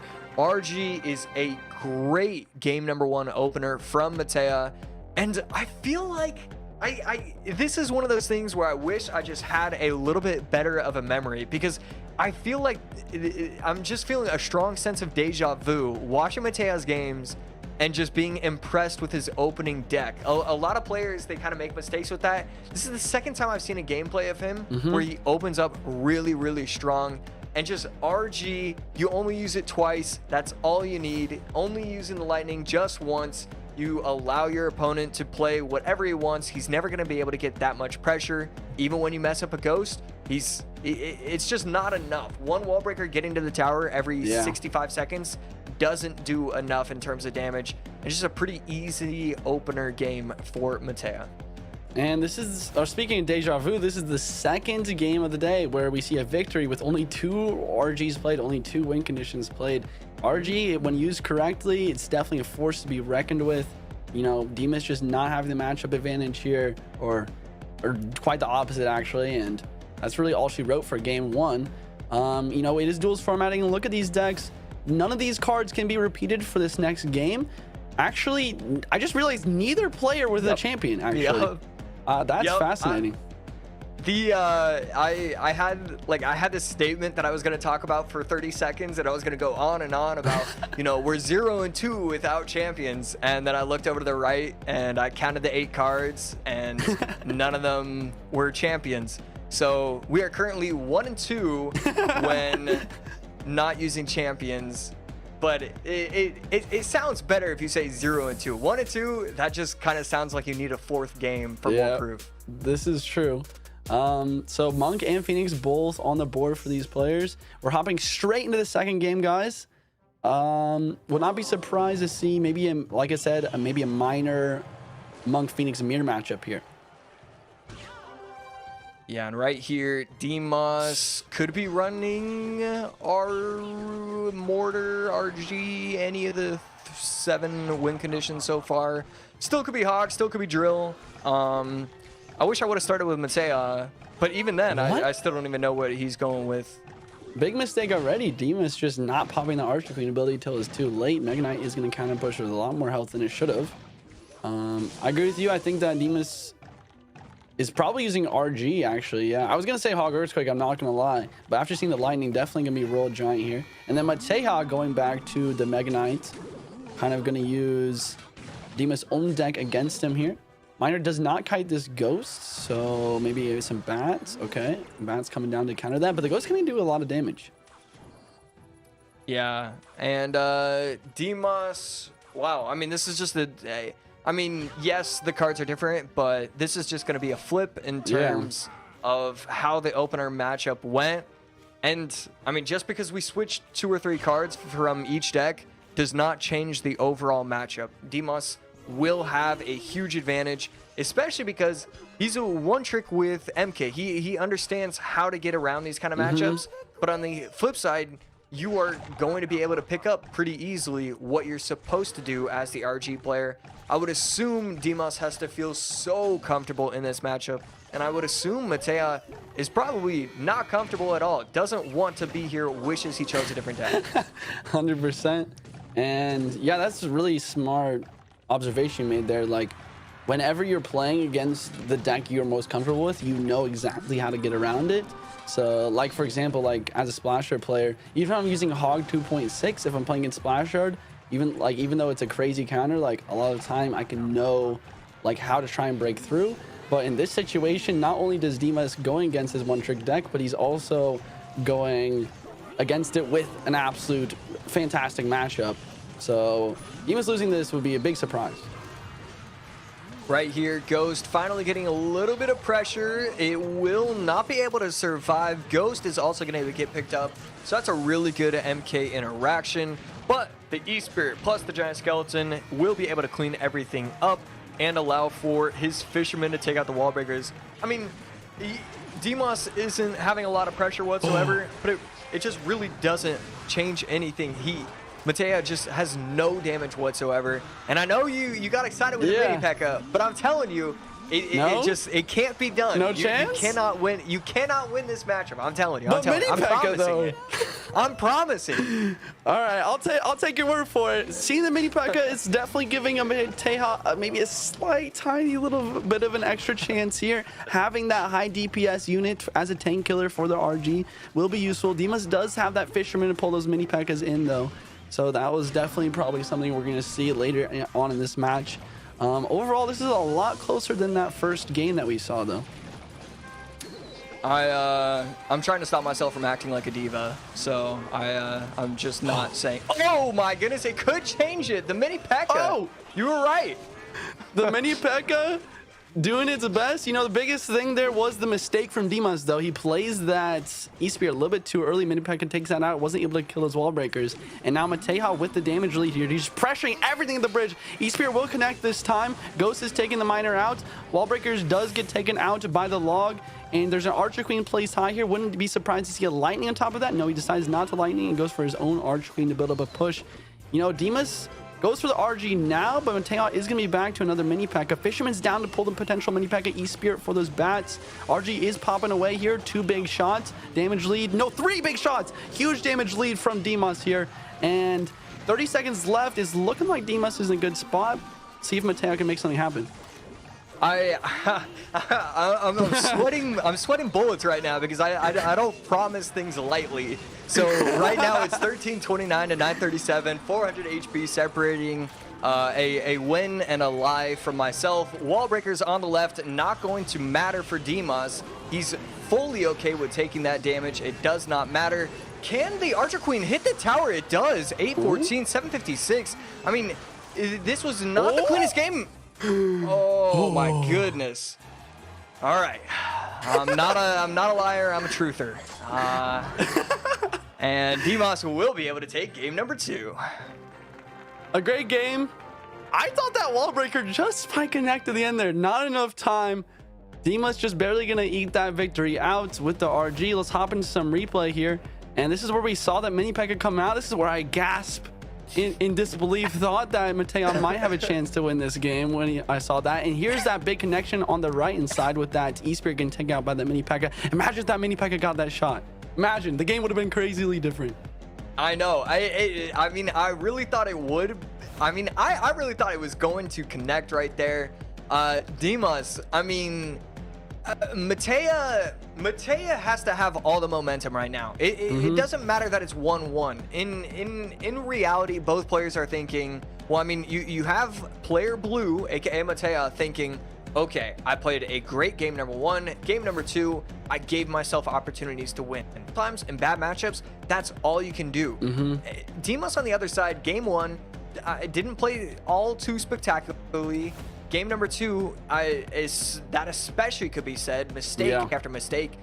All the momentum, the big MO is all for Matea. Yeah, that's a great point. Like you said, I mean, momentum's a big part of Clash Royale. The mindset and the momentum, like within a set or even just within the game, plays a good part of just like where your mental's at, like how well you're gonna play. And yeah, 100%. Even though Matea lost this game, he's still got to be happy about how well he played. And Demas making a big mistake with that delayed E Spirit at the start there. You know, the confidence can't be too great for him, but who knows? Anything could happen in this final game of the set here. Both Archer Queens are out for these players. Monk and Phoenix somehow are still on the board. I've been saying it every single game, but I would not be surprised to see a Monk Phoenix mirror matchup here for this last one. Yeah, and I'm trying to think, what did Matea use RG? So that means he probably used log in the RG. Do you remember if he used log or if he used... Let me look that up for you real quick. We got Matea thank you. with the Bar Barrel RG in that first matchup. So Bar Barrels are out for both players. And Demas used log and Matea used zap for that second game. Okay. I promise Matea will use... You potentially promise. Another promise. Potentially he will use a Monk log deck. Potentially. Not a real promise. Yeah, I think you're right with that. I think that, I mean, I would not be surprised to see like Monk Phoenix. I mean, but it's weird because neither player has minor or RG. Maybe like Monk Phoenix Hog or I would love to see Monk Phoenix Graveyard. Oh yeah, that's right. I can definitely see that. Monk Phoenix Graveyard with like Zappies. Yes. That would be one of those decks that I would love to see. And do you know, so is Zappies variation, is that a freeze variation or is that, going to be a fireball or poison? I think that Zappies version are usually paired with like poison Bar Barrel, but Bar Barrels are out, so it might be like seeing a poison snowball variation. There's also the opportunity for like maybe a tornado executioner freeze version. Right, that's what I was thinking. I love that deck, and that's one of those decks. Okay, do you hate it because it beats you or because it's not fun? Where do you... Both. Okay. Now personally, I find it fun, so I love the deck. It's one of those decks that you can kind of turn off your brain, but also you can kind of play well and better than other people. So it's fun, it's relaxing. I just hate freeze with the passion in my heart. Oh yeah, you're one of those. I try and have a serious discussion with Rich, and really? Like Golem gets brought up, and his brain just turns off. It's insane. Like he gets a blind rage, and then he starts attacking me, and it's like, whoa! I was just trying to talk about Clash, buddy. Like this isn't you. I'm not gonna take this to heart. Like some people, once they see that one card, it just triggers them. It's same thing with Andrew and Earthquake. Like he just wants to play Mortar. He just wants to have fun. So yeah. Now personally, I have no triggers. Like it doesn't matter what card you bring up. I probably find it fun. Even Monk, even Phoenix, I enjoy those cards. You see, I'm with you on that. I'm not gonna attack you for talking about freeze, but one card that I might get you for is Rocket. I can't stand it. I think it needs a tower damage nerf ASAP. I don't think any spell in the game should be a win condition, and also it counters like Splash Art. There's nothing worse in entirety of Clash Royale of just someone defending and a graveyard poison and taking less damage than throwing one rock onto your tower. Okay, I hear you. I'm trying to think if I will say this. Out of all the cards in the game, it is probably the closest. It is the reason why I close the app and don't play for the rest of the night the most. Really, Rocket? Yes. Heck yeah, man. Yo, virtual high five. Yeah. Yeah, yeah. I'm glad we practiced this before the show because I definitely would have gone to that side and then it would have looked bad. But yeah, man, like Rocket, it can be annoying. Is going to be my final answer for that. 100%. Goblins from both players to start this game off. Mateo with the Earthquake, so maybe a Monk Phoenix Hog Rider deck like I said. Demas with the Monk as well. And there we go. I've been saying it every single time. It's like, when are we going to see that Monk Phoenix mirror matchup? And I might be right here. One deck that I haven't thought about actually is that Monk Phoenix Royal Hogs deck that is plaguing the meta right now. Also, that might be another opportunity here. Oh, big mistake from Mateo right now. Popping his Monk ability too early, and it's not going to get that tanking value. Firecracker going to drop down. Will this Phoenix respawn though? And there we go. We do see the respawn. The Firecracker at the bridge going to be able to put in work. Firecracker plus Royal Hogs plus an Earthquake or Log, or no. Instead, he elects to just allow the Royal Hogs to roam free on top of the tower, getting it down to 2049, but not spending more elixir. And right here, Monk plus ability plus Snowball. No ability just yet. And there we go. We do see the ability popped. Firecracker will be taken out by its own shot. And now, I mean, is this match really just counter push, counter push, counter push, counter push? Is this what we're going to be seeing for the next 2.5 minutes? You see, this matchup's really weird. I never really understand it because I feel like aggression matters a lot. Like when you go Monk ability pigs, it's so hard to defend, especially when you get like a pre-Earthquake or pre-Log through for like some goblins. Speaking of pre-Log, this is probably the main difference in the matchup. Demas used the Log earlier here, and he doesn't have the opportunity to use it this time. And I think that is going to make a big difference. Log is so good taking out those goblins, but also for defending the Royal Hogs. Yeah, that's absolutely right. I mean, you take a look at just the goblins placed at the bridge, and that just can't really be answered by Demas. So, yeah, I mean, I really like that call out, and I think Mateo just has a clear advantage because of it. Monk will be able to pop the ability perfectly, and with 35 seconds left, this is a healthy counter push, a healthy push just in general, and the tower all the way down to 907. And that's just going back to what I was talking about earlier. Like, aggression matters a lot. That Monk ability with the pigs behind is so difficult to defend. Demas does get the King Tower activation, but after taking that much damage, it doesn't really matter too much. Here comes the opportunity for Demas going all in with his Monk plus pigs, and he's going to get that damage shot right back. And the Monk actually dies on the defensive as well, so this match is a lot closer than I thought it'd be. Yeah, 916, Sacramento represent to 849. 155 left on the tower. How are these players going to manage this? Firecracker will not get the shot. No, it does. 629 to 754. Who can get more aggressive? Who can play their Monk first? And the Royal Hogs following up right after. This is going to be the closest game so far, potentially. Monk ability from both players. Firecracker is going to kill herself, actually. Monk ability getting that final shot off. Pre-Earthquake for these goblins. Pigs are coming through. Snowball down as well. The pigs are chipping away. Monk going to drop for the defense. At this point, Demas Cheese needs a little bit more damage. Monk ability pops in time, though.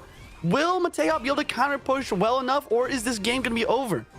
I mean, he's just not placing the Royal Hogs on the bridge, or at the bridge. That's what he needs to do. We are not seeing it Log plus goblins. I mean, it's going to take it off the map, but oh, Snowball doesn't do enough. Snowball's not enough. Here comes the pigs. Pigs are locked in the tower. Snowball comes down for the defensive. Earthquake is dropped as well. Log coming through for those goblins, and that's going to be a game. Wow, Mateo somehow going to come back and get this W despite Demas's really well-played aggression at the end of that match.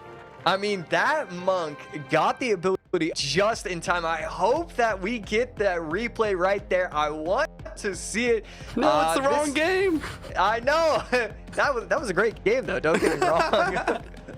But right there, I mean, that is a fantastic game number 3. That's exactly what I wanted to see. A mirror match. Who wants it more? Who plays it better? The Log versus the Snowball. I mean, that really was a deciding factor. I think Demas probably played it 5% better. I mean, a minuscule amount, but I think Demas definitely played probably a little bit better. just because of how aggressive he was at that one point. It almost won him the game. But I mean, it's the difference in spells. The log versus the snowball. That changed it. Especially with that crazy comeback that Demas was like able to make. Here is the main difference here. Demas played 4 rounds of pigs. Matei had played 3. Like we talked about, I think the aggression is very important in a matchup like this. Other than that, you know, the cards are pretty similar. Matei with the 7 logs though, and you know, that's the difference between the log. Not only does it kill the goblins, it does it do a little bit more damage like versus firecrackers and stuff like that, but it also has the ability to hit so like wide of a range on the arena. You can use it in order to defend. You can use it to get chip on tower while damaging a bunch of different units. And well played from Teja, taking use of that advantage in this matchup. Yeah, I'm just kind of looking at the data, seeing if there's anything that just looks too crazy. And I mean, everything's just normal. I mean, both players played a very similar game. It's cool to see that both of these players kind of had the same idea. They wanted to get the firecrackers out on defense, even though there was a monk on the board. So both of them played, I think both of them played the firecrackers, so that way it would activate the king tower. And so similar gameplay. And it's cool because, you know, 3 years ago, if we saw a mirror match, it's both players are playing incredibly different. You know, how does one player want to play this matchup, but now all these pro players know, okay, in this matchup I have to play with this level of aggression. I need this amount of elixir on defense. I need, you know, whatever I need, I'm going to have it in cycle. I'm going to have the elixir for it. So I love what they did right there. And speaking of something that I love, oh man, that was a perfect integration, and I messed up. Speaking of something I love, Monster Energy, one of the main sponsors of the Snapdragon Elite or Snapdragon Pro Series. I got it. Unleash the beast, ladies and gentlemen. Go get some Monster Energy. Season 3, Split 6, Snapdragon. EUR MENA. I don't. Wait, help me out here. Middle East, North Africa. EUR MENA. EUR MENA. I think we are in a match from a boss and Crazy Hulk. Oh, I don't know if we're gonna be heading over to that game or not. Hello? I guess not. A boss and Crazy Hulk are playing in the clan right now. It's a pretty interesting matchup, because I think both players don't even have that, like I said, that pro badge on Royale PI, so maybe a little bit of a green matchup here. I'd be interested to see who wins that. I think that you know, the Snapdragon Pro Series, when you do have a tournament that is region locked, like we were talking about before, it does make it so that there are going to be some new players that we're going to be able to see and some new faces, and that's always a nice thing. Yeah, it's always amazing to see. I mean, I'm thinking back, I think it was like Bruzani or something that I saw him in this one tournament that was region locked, and I was like, wow, this is a player to watch. Then he ended up doing well in CRL, and so it was really cool to see that. And I wouldn't have known him before if it wasn't for that. So that's always cool. Speaking of something that's cool, I'm going to take a break. Juicy's going to take a break. We're all taking a break right now.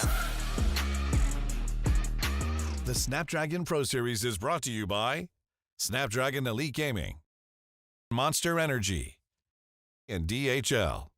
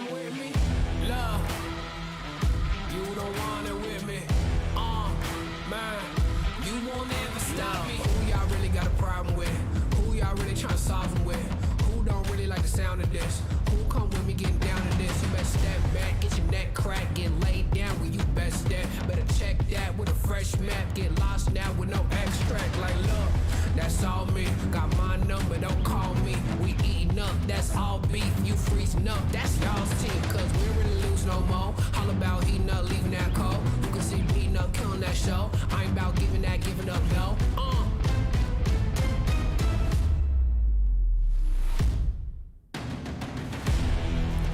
Nah, cause they don't want it with me. Look, you got a crowd with me. Look, cause y'all don't want it with me. If you start a fire with me, then you never gonna stop me. Ay, sound the alarm. We about to go on. You getting it wrong.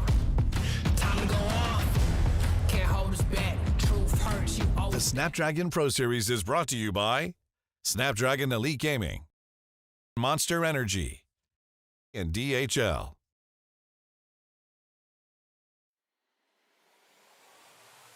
A beautiful break for some and not for others. One of our games has already been played, and I don't know who won. Juicy, were you paying attention to who won? I was watching. So like I was saying before we went to that break, a boss and Crazy Hulk going for a match, and a boss absolutely slaughtered Crazy Hulk. I mean, I don't want to be too crazy in my words, but at the very end of the match, I saw two crazy predictions. A boss went for a prediction monk ability in order to knock back Crazy Hulk's log to protect his goblin and get extra damage on the tower, and then he went for a crazy miner plus pre-log to catch some goblins. It was a miner control mirror matchup, or sorry, not mirror matchup, but Monk Phoenix mirror matchup, miner control versus RG, and the boss took that win. Both Monk and Phoenix are off the board for these players. A boss is gonna be one up on the best of 3, and we're gonna be covering the next 1 to 2 matches for you guys. Wow, I really wish we saw that. But yeah, that's cool. Miner or Monk and Phoenix both out for both players. That's kind of what I expected. I really expected to be able to say that phrase 9 times. However many matches we cast, that's what I expected. It's kind of shocking that this is only the second game or the second set maybe where that's even just available to say. But I like that both of these players are using it, especially when you're a newcomer. You want to be abusing the meta. You want to be using the best cards. You don't have to worry about being known as an MK one trick because players just don't know you. So you can just use your one trick every once in a while, but then also just abuse the meta. So it's great that both of those players use that in game number 1. Speaking of don't know you, you know, going back to what we were talking at the very beginning of the cast, a lot of preparation goes into a match like this or a tournament like this. There's constant scouting between these players, whether they're like hiring like an analyst to do it for them, or if they're just like going through this rabbit hole of Royale API, trying to figure out the most comfortable decks for the players. And with that, there's also a lot of measures that are taken by players in order to counteract that. There's so many mini accounts, mini accounts, and just like 5th, 6th, 7th accounts where these players are practicing secretly. But let's hop straight into this match. Game 2 of a boss versus Crazy Hulk. A boss once again is up 1 here. He's at the top of your screen. Crazy Hulk at the bottom. And a Mother Witch drop on these bats already pretty aggressive play from a boss, but it's a good one. Yeah, and one thing you didn't mention, and this is like where it gets really like meta, is where you use wait. It's where you use a mini account, you leak the mini account so your opponent knows what deck you're practicing, but then you use a mini account in order to go against, you know, whatever would snipe it.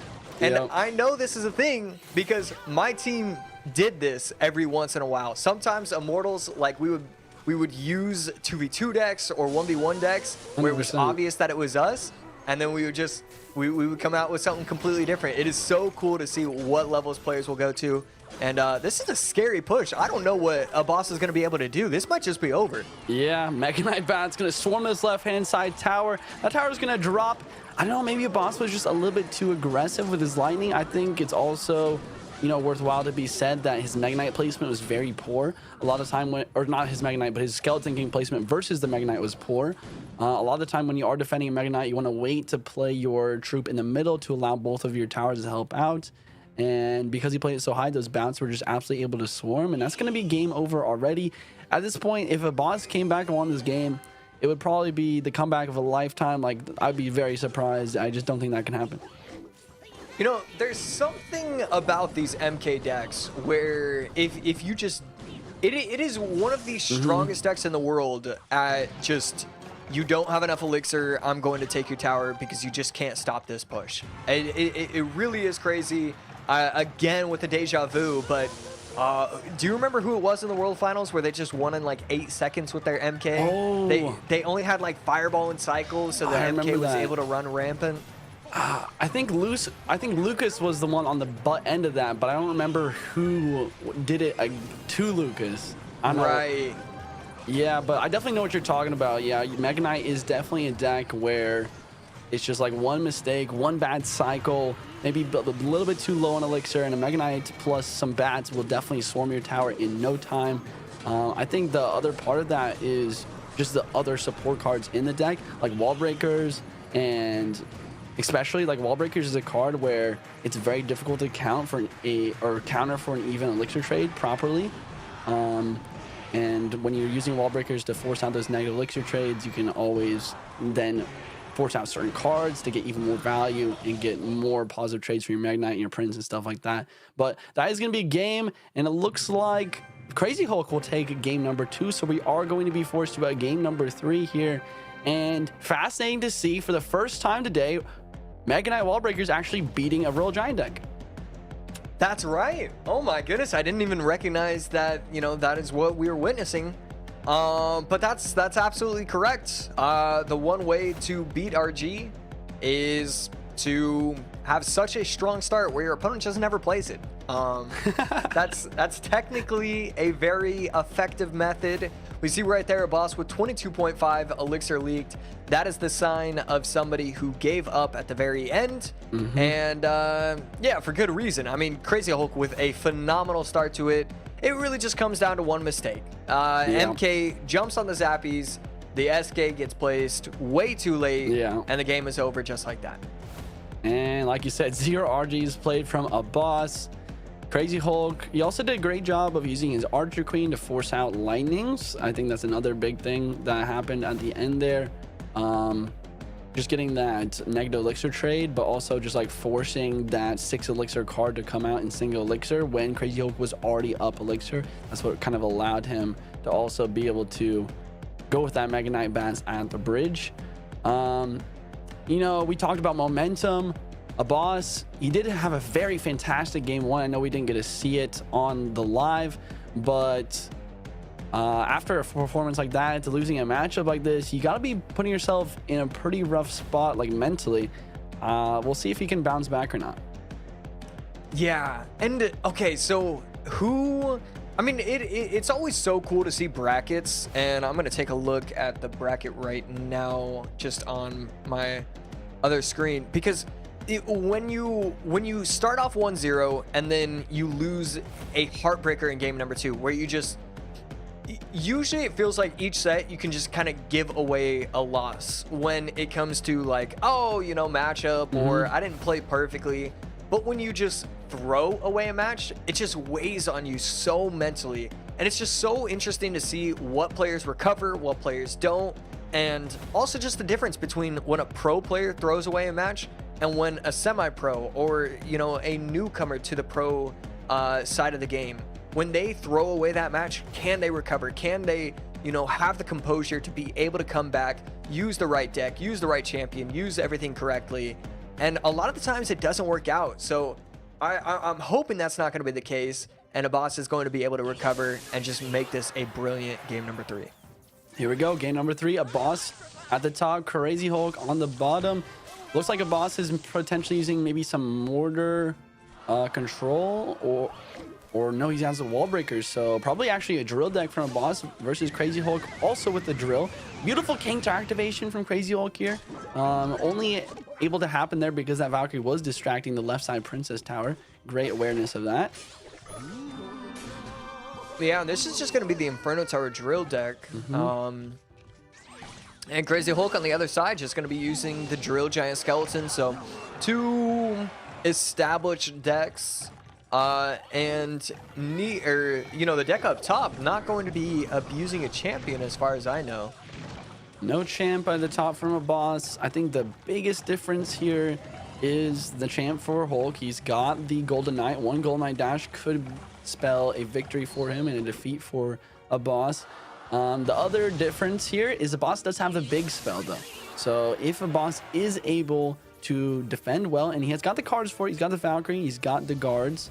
If he's able to defend well, he might be able to eke out a W here just by having the opportunity to go for those drill plus fireballs in order to get some major connections. Crazy Hulk does have the ghost and stuff for the drill though, and he also has the King Tower activation. So, Crazy Hulk is in a decent spot to maybe get a victory here.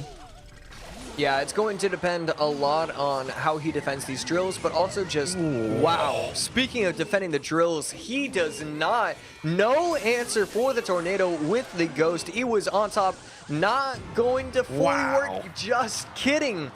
Fully works for Crazy Hulk right there. And a boss not able to recover from game 2 potentially. This is a horrible start to the match. I mean, I guess we're kind of technically almost over. But yeah, I mean, Crazy Hulk just dominating right now.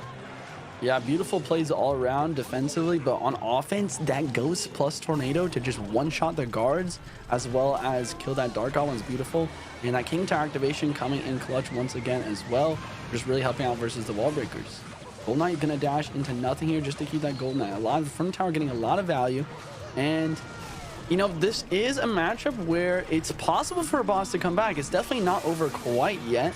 If he is able to defend perfectly from here on out and cycle some drills and make some plays, it's definitely not out yet. Yeah, I mean, it's super easy to say, oh, look, there's only 700 HP on the tower, I'm just gonna get aggressive, and you get away from what got you in that position in the first place. So he has to continue to make sure that he gets the right push. He can't just go Golden Knight Bridge and then follow it up with a drill, because that's just not going to work. You have the Inferno Tower on defense if you're a boss. You have the guards. You have the Valk on offense. So it's tough, and it's certainly not game over just yet. Yeah, and the fireball's coming through. It's getting some nice chip. And a boss has really shifted this game into his momentum. He's got a lot of damage in the tower, and Crazy Hulk hasn't had the opportunity to get a single hit point of damage. Here comes the Golden Knight at the bridge though. Are we going to be seeing a dash here? Ooh, no dash in the tower. Looks like that drill was able to get quite a bit of damage though, down to below 500 HP. Here comes the boss with a counter push, drill plus wall breakers. And again, he just places it on the side. That's going to get the tower down to 1085. We're not seeing Crazy Hulk adjust to it. You know the drill isn't going to be placed in the front, so you can't place it like that. And right there, massive error. Executioner placed within the zone of the Inferno Tower. And I mean, it's really 50-50 at this point. It's getting really close. Here comes the drill plus Ghost to the bridge. Is definitely not as good as a drill plus Golden Knight. Wallbreaker's going to come down as well to try and defend, and there you have it. Very nice defense from a boss. And here comes the counter push. Another drill from Crazy Hulk as well. 30 seconds left. Ghost at the top. He gets the bar drill down. Guards are defending the drill, but looks like one shot did come through from those goblins. Golden Knight at the bridge as well. Here comes the dash, and that's going to be game. Wow. Crazy Hulk with the Golden Knight dash, abusing that champion. Gonna take a game number 3 and the set here, and a boss is gonna be knocked out. That was a beautiful combination of moves right there. The prediction Ghost on top of the Fire Spirit that eventually got the Dark Goblin, the Bar Barrel low that was perfectly timed. No goblins were able to get onto the tower. That was a stellar 10 seconds of gameplay. 621, not gonna matter. And then he comes in with a Golden Knight NATO. That was the best 10 seconds of Clash Royale of his life, and that's gonna guarantee him $1,000 plus the opportunity to turn that into $4 grand. Wow. Yeah, that's a lot. I mean, he's got to be feeling pretty good about that. I think that Crazy Hulk's biggest opportunity in this match was his tornadoes, or like the biggest or the best plays that he was making, like the tornado at the very start of the game to get that King Tower activation. That really helped out. It actually prevented a wall breaker shot at some point in that match. He used the tornado in combination with his ghost to get that huge damage lead at the very start, killing that Dark Goblin, and then he finishes it off with the tornado as well with that Golden Knight dash in combination. Used his tornado very, very perfectly and effectively in that match, and that's what got him the dub. Yeah, I mean, a boss on the other end, I mean, if he doesn't go down early, he wins this game. Yeah. It really is as simple as that. This matchup is all about abusing the Inferno Towers, abusing your defenses. You have the guards, you have the Valkyrie, so you just can't give too much value to the Golden Knights, to the Ghosts, plus the Nados. And I mean, he just ended up giving too much value, just way too early on, no elixir.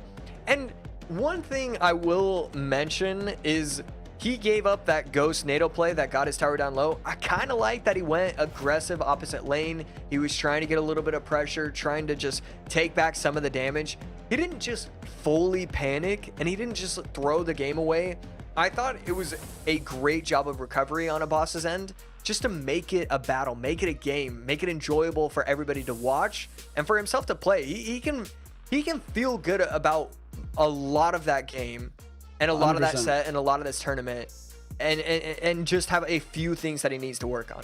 Once again, I wish we saw that first game because he played fantastically in that one as well. Right. And you know, you're right. Like, if he didn't go down, he would have won that match. He played perfectly, almost making the comeback. It's just a little bit of unfortunate from those tornado plays from Crazy Hulk, and that Golden Knight dash at the end was just basically undefendable. There's nothing you can do about a Golden Knight tornado when you had those guards down previously from defending that drill. And so we have a little bit of a...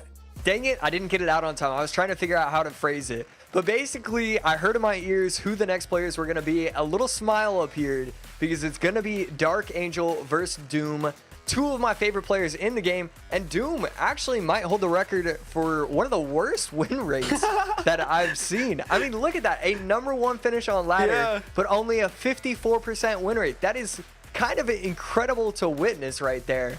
I don't even know how, like, he wins so often. He's so good at his one-trick deck. So I might have to talk to him, see what's up about that win rate. But Doom...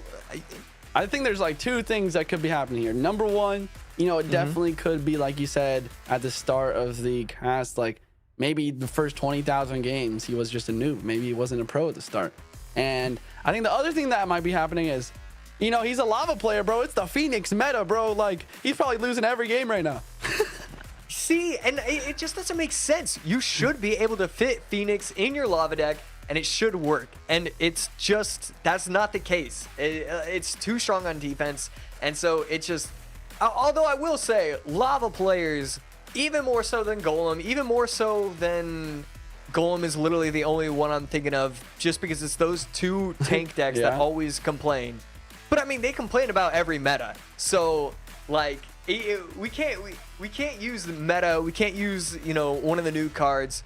Just lava players, they feel some type of way about the game, and you know, sometimes it leads them to get upset. Yeah, that'll happen. You know, I love what the meta has done for Dominic, though. I've been casting some of his matches in other tournaments, and it seems like a lot of the time, or previously, he would be, you know, kind of forcing himself to play lava or like an air-based deck. And, you know, maybe we're going to be seeing that happen right now after seeing the Tombstone and the Mega Minion. But what I was trying to say is, I feel like this meta has made it so he has to branch out into other decks because of how difficult it can be. But, you know, all of the things I'm saying doesn't make any sense now because he is going to be using a Lava Hound Miner deck in this first game of this best of 3. And right there, Monk ability will be able to be used to perfection. Fly Machine takes itself out. Monk will still be able to get a shot or two on the tower unless the Baby Dragon gets the splashes just in time. This is really solid pressure. He does not have Fly Machine in cycle, so he has to defend it with a Bar Barrel. But a brilliant Bar Barrel, and this isn't the most intimidating push depending on what the next card out of Dark Angel will be. And there we go. We do see the freeze. So this is going to be cleaned up very nicely. Wow. And the King Tower activation. A brilliant play from Dark Angel. And I think Dark Angel kind of expected lava because this deck on paper looks like it should match up really well. I think you're 100% right. I think having the Phoenix and the E-Drag for the defense versus these Lava Hounds, especially when Dominic doesn't even have like a spell to deal with that, it's going to put Dark Angel in a pretty good spot. This is the Monk Lumberloon Freeze at the top from Dark Angel. You know, on the other hand of things, Dominic does have decent defenses, or fairly good defenses versus the Balloon. He does have the Tombstone to pull in. He's got a lot of air targeting cards. But I think that Dark Angel is in a pretty good spot here just because of the fact that you are able to defend and counter push quite nicely with a deck like this. Right here. Will the Flying Machine lock onto the Loon? It does not. Mega Minion plus nothing because of the freeze. Will be able to take it out just in time. But look at the Monk taking out the Flying Machine perfectly, taking out the Mega Minion, and the Monk takes out the tower. A beautiful situation. Monk, MVP of the match. That's a phrase that we can say all the time. And and never be wrong. Right there. And never be wrong. Oh, look at that. Monk was played and you won. I'm sure it was the MVP. Dark Angel. I mean, this is part of the reason why I love watching Dark Angel. He can come out with a Giant Witch healer, but he can also come out with the E-Drag Phoenix Monk Balloon. A lot of players are a little bit too intimidated to use these kind of heavy snipe decks, but really, you can get away with it. You can heavy snipe and then just have a somewhat bad matchup, you know, 50% of the time. But the other 50%, you just win in 8 seconds. Right there, Dark Angel able to get a 3-0 because of the heavy snipe. 100% agree with everything he said. I think another big part of why Monk is so strong, as we could see at the very end there, taking out that Flying Machine and the Mega Minion, is because I think within the game code, there's a lot of cards that are set to be projectiles that really shouldn't be. You know, a Mega Minion, that's a melee attack. You can't tell me that Mega Minion's not slapping the Monk there. But within the game code, it's set as a projectile.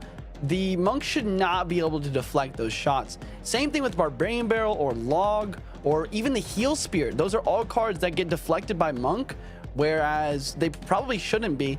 And yeah, that's just part of the reason why Monk is so strong, is why he's the MVP right now. And it's really tough to balance something like that, because in order to change that, you have to go in to the game code and recode certain cards to be non-projectiles. We don't have the face cams on, Juicy, but I just want you to know I'm doing the snapping thing where like people say like talk your talk as you're going off. Like that I agree with 1000% with everything you said right there. There is no reason for a Mega Minion to be knocking itself out. It's ridiculous. It's absurd. And then at the opposite end, why? I mean, I get that E-Wiz, I get that E-Dragon don't do it, but like if you're gonna have a Mega Minion do it, like at that point just like throw everything, like everything should just die just to make itself it consistent, for the Monk. right? I know. I don't like witnessing what I have to witness sometimes. And yeah, this is basically a very, very long tangent to say Dark Angel played it perfectly and he knew his interactions, because Mega Minion, I guess, should take itself out. All right, hopping into the next game. Archangel up 1 here. Also, that is the weirdest push I've ever seen in my life. I just realized he played it reactively. I thought he just started the game off with Minor Mortar. It didn't. My brain didn't comprehend that it was probably a defensive mortar. Yeah, defensive mortar for those wall breakers. Looks like it's probably a mirror match for... No, not mirror match. Actually, Dark Angel with the wall breakers is going to be a drill spam versus a mortar spam here. Seeing the cannon card's interesting. That's definitely going to provide some value. Fireball has to come out on the left-hand side there, with the Dark Gob getting some nice connection. Oh my goodness. Look at this Skelly King ability just swarming the right-hand side, and that's... Oh! What just happened? Dude! My man, dude, with the beautiful prediction right there, Skarmy is going to be taken out completely, and a devastating opening push Dark Angel, as quick as he rose to fame in that game number 1, it's all over. It's all over. Although this is a pretty... Is it over? I mean, pretty decent push. Yeah, Darkov getting some nice connection right side. 977 mortar at the same time though, just taking this left side out pretty consistently. Dominic just starting this game off right, just taking advantage of the fact that Dark Angel does not have a small spell in his deck, using the spam from the Skeleton Army and the Skelly King ability. And the pre-arrows definitely was the icing on the cake there to keep that cannon card locked. At this point, you know, I feel like there's like a small, tiny chance that Dark Angel comes back just because Dominic does not have a big spell. But, you know, it's going to be very difficult to make that happen. Here comes the Skelly King ability, though. Darkov is down for the defense. Here comes the drill as well on the left-hand side with the arrows out of cycle, spamming everything. I don't really agree with this play. I feel like you have to focus on taking that right-hand side tower out first. Skelly King and Skarmy come down for that defense. And, you know, when Dominic is using the Skarmy on defense, like, what is Dark Angel supposed to do about it? He almost has to pre-fireball it. Having only one spell against all the spam is just not what the situation you want to be in. Yeah, I'm starting to think that this game might be locked up. Yep.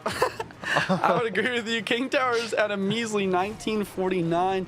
Here comes the Skarmy plus a minion horde at the bridge with the drill, or sorry, the miner as well. With only 10 seconds left, the 3 crown is going to be coming through, but that's going to be a clean 2-0 victory here for Dominic. Not 2-0 in the set, but simply 2-0 in towers. It's going to be 1-1 in the set, and we are going to a game 3. And, you know, it's either player's game right now.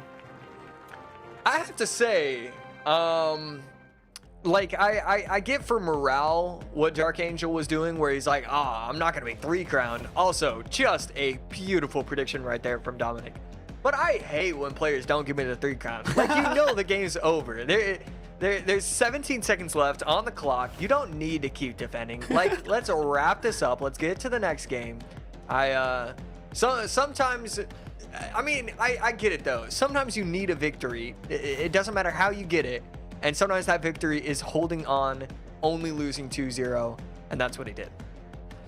Yeah, I mean, I love the mentality of never give up. But, you know, sometimes you just got to give up, bro. Like, definitely not going to come back in that match. Fascinating kind of mirror match here. It's like a mortar spam versus a drill spam. I think the arrows just provide a lot more value than the fireball does, and that is what made the key difference. Also, Dominic just playing perfectly with some very nice predictions as well. Let's look at the overall decks here. I mean, we have this deck on the board. First match, Dominic played Lava, not even Lava Miner, just a Lava kind of Lumberjack beatdown versus Dark Angels, Monk Phoenix, Lumber Loon Freeze. So that means Dominic still has the Monk and the Phoenix ready for this game 3 if he wants to use it. I 100% think that he will. Dark Angel, you know, maybe I'm seeing Dark Angel go for a Royal Giant deck or maybe a Hog Rider deck in this game 3. That's kind of the 2 options that I really see available for him. But like you said, Dark Angel, he's known for using some crazy decks, right? Yeah, I mean, I've been thinking this entire time while you're talking, like, oh, what would I do in Dark Angel's spot? Like, you know your opponent is going to be running Monk and Phoenix. Yeah. Is there any 8-card combination where you can just beat it a lot of the time? And I'm gonna need more time, Juicy. Like, I'm gonna need give me a day and a half while you're still talking, and then maybe I can come in with, like, I can probably make the matchup 60-40. Like, after a day and a half of work, maybe that's what I can do. So yeah, I mean, it's gonna be interesting to see what he goes with. And did you say Dark Angel has one or both of them off the board? He used both of them in the first game, so he doesn't have either of those to help him out. Dominic obviously having that Monk Phoenix combo. You used the miner already. Would not be surprised to see a Monk Phoenix RG from Dominic. We might end up seeing like an RG mirror matchup, but you know, if you're Dark Angel, you don't want to take that mirror matchup because almost always the Monk will take the victory in a mirror matchup like that. I saw it yesterday in the Dead Safio Cup, or maybe the day before. Mugi versus, I forget who his opponent was. But even though his opponent had zappies and stuff for the lightning in that RG mirror matchup, Mugi was still able to win just because the Monk is so strong in its tanking ability for the Royal Giant. So you know, even if we see a mirror matchup like that, the Monk Phoenix will take the victory. So Dark Angel, you know, he's gonna have to get creative with it. I like you said, I cannot think of a way out for Dark Angel here. It'd be fascinating to see what deck he's gonna go for that's gonna be able to counter whatever Dominic brings out here for game 3. You know, I'm thinking about it, and I might just send out a mass text chain with like I just scroll down the top 200 leaderboards for Clash Royale, and I just look for one tricks, and I say, hey, if you're going against Monk Phoenix, what percentage of the time do you win? And just wait till I find an answer that's 60%, and then I start practicing that. I mean, really, if I'm a pro, I'm just looking for that 1 or 2 one-trick decks where you can actually just, you know, actively win the matchup instead. And that's why I was wondering about MK Prince and MK Minor, where I feel like it shouldn't be too bad. I mean, unless you go against like RG, just because a lot of them are like Bats and Prince and MK, where the Monk isn't going to be as effective, where the Phoenix is going to be able to be taken out. But at the same time, like when you have a Musketeer on the board, the Monk just takes it out. So it's just so hard to find a balanced deck that just does well.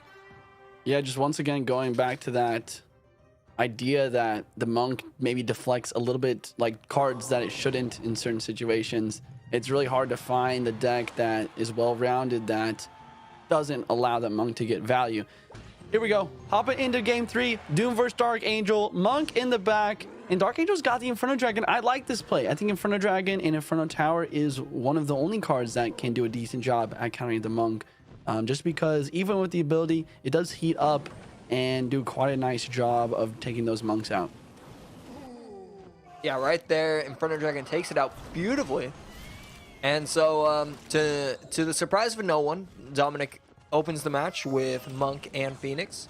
Dark Angel, I love this deck so far. I've only seen a Heal Spirit and 3 other cards, but I've seen a Heal Spirit. Yeah, but you gotta watch out. Heal Spirit, even though all of the other spirits in the game don't get deflected, Heal Spirit gets deflected by Monk. So, you know, anything. Wait, actually? Yeah, it's really messed up. Who knows why? Once again, just kind of a game code issue, I think. But Dominic with the Monk Phoenix RG, and Dark Angel looking like a Graveyard. No, it can't be Graveyard. Why would Graveyard use Heal Spirit? Is this an Electro Giant deck? Okay, so I will say, I don't want you to pressure yourself too much. Like, a lot of people just can't figure out Dark Angel's decks. Like, I've given up completely. So I just wait till 8 cards are released, and then I announce the deck. 100%. Poison drops. I mean, this makes me think of Graveyard. I don't know what else it could be. This might be the first time I've ever seen Graveyard deck use the Heal Spirit in it. I'm loving it, honestly. Overall deck pick here for Dark Angel. I think he solved the problem. I think he solved, you know, he kind of predicted what Dominic was going to do, and I think he's using the best thing that he can. He's got the Zappies for the RG. Oh, Ram Rider. He's using Mega Knight Ram Rider. I told you, you can't stress yourself out. You just gotta wait. And there it is. That's true. Here comes the Mega Knight Ram Rider push to the right side. Log is going to knock this back. Goblins down for the defense as well. Phoenix is locked onto that Ram Rider. Side is going to take that out. Double Phoenix is on the board now. Mega Knight does take out the Fisherman. Inferno Dragon do a nice job versus the Phoenixes, cleaning up those eggs as well. Overall, great defense for Dominic. A great attempt at a push from Dark Angel. He does get the poison value at least, and he does get that tower damage from that poison. You know, overall, I'm loving what Dark Angel's doing right now. He's probably going to go for another Mega Knight here. Monk is down for the defense, and like you were talking about, Mega Knight still gets some value versus Monk. Not in this situation, though, because it's turned around and it's not splashing. Monk does go down. Poison getting some nice value on the defense. Overall, great plays. Kind of stalled at the bridge right now overall. Kind of a stalemate. Yeah, the MK Ram Rider pushes are, wow, drags the egg right there. That's just kind of a funny interaction. Yeah. But yeah, Dark Angel, I mean, he can't do the damage that he needs to, but at the same time, I mean, Dominic is really never going to get through that push. I mean, the Inferno Dragon plus the Zappies plus the Goblin Cage, I mean, it's so difficult to get past that exact lineup. And right here, it's just whether or not the Ram Rider can finally make it to the tower. If it can't, it's anybody's game. If it can, Dark Angel might have actually figured out a deck. Yeah, you mean, that's a great point. Like, It's really tough for Dominic to break through here. It's all in Dark Angel's court here if he can get that connection or not. Wow, Goblin Cage actually played a little bit early here. Tower not helping out versus RG. Maybe the RG can find a way to get a shot here. Fireball does come down on the Zappies. Goblin Cage does prevent the shot just barely. And we're heading into triple elixir. Dominic does have the damage lead on the left-hand side. Dark Angel's going to go for that Mega Knight in the back and try to make a crazy push. We'll see if he can break through or not. 2207 to 2380 right there. 170 HP separating the two players. MK, oh, the Fisherman predict right there. That's going to be pretty solid, but I just don't know if he's going to be able to get it to the tower. I don't think so, and I am correct in that statement. But at the same time, I mean, this is a lot of offense from Dark Angel and not enough defense, perhaps. We are going to see him place the Goblin Cage late, but I mean, it's very late. RG, only one shot, though. And only 20 seconds left. There's 2 Phoenixes and a Hunter at the board. Here comes another Royal Giant as well. Fisherman's going to try to pull the RG. Heal Spirit's going to drop and not get much value. RG's logged. Goblin Cage does try to come down to get that off, but the Fireball is going to come down. The RG is going to connect, and Dominic is going to take this victory 2-0. A sweep, a reverse sweep from Doom here against Dark Angel, and that is going to be it for this best of 3. Doom advances. Wow. Wow is right. I mean, we looked at it. We were like, what deck could Archangel possibly play in order to somehow beat the Monk Phoenix? And, you know, I think we kind of agreed that he did a good job, but it's just not enough. Those Phoenixes on the defense were absolutely brutal. This counter push at the very end from Dominic was enough to secure this victory by quite a mile.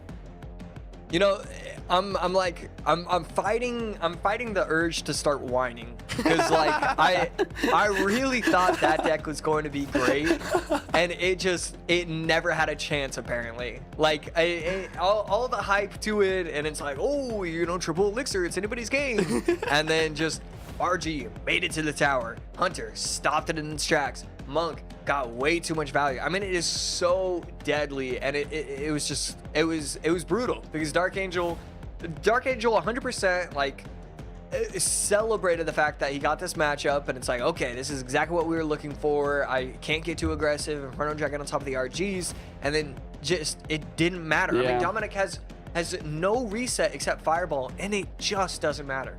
It just didn't matter because on the defense, the Monk abilities popped. It tanked everything. The Phoenixes just were slaying out. Whenever it died, it just whoop, came back and respawned. Dark Angel doesn't have a small spell in this deck like a Barbell or a Log to take care of those Phoenix eggs. And yeah, that's what it really came down to. Those Phoenixes just got so much value from the sky, taking everything out. Log did a nice job of making sure those Ram Riders were never charged up for too long and never connected.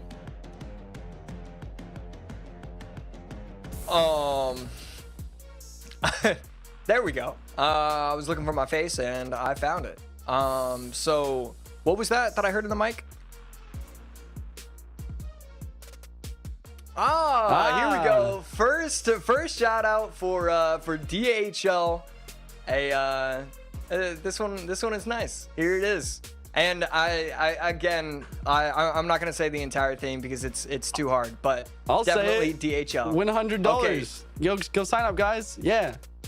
No, but you have to read it word for word. But now that it's not even on the board, like, do you have it memorized? Yeah, totally. I don't. How dedicated are you? Oh, Win €100 ESL shop voucher. Join the quiz. ESL.gg/DHL quiz. that's just cheating. That's clearly cheating. That's some people are ganging up against me, and that's not okay, but that's all right. It's not about me, it's about the players. And speaking of the players, speaking of the bracket overall, we have made it to the top 4. All of these players are guaranteed, let's see if I remember, $1,000. If they win the next match, it's going to be $2,000. And if they win this match, it's $2,000. And if they win the next match, they're looking at $4 grand. So we're seeing a lot of money getting thrown around right now. And but oh yeah, thank you guys so much for for watching so far. We're gonna do a quick break before we head into semifinals. We're gonna be back in maybe like 5-10 minutes. We'll see you guys then. The Snapdragon Pro Series is brought to you by Snapdragon Elite Gaming, Monster Energy, and DHL.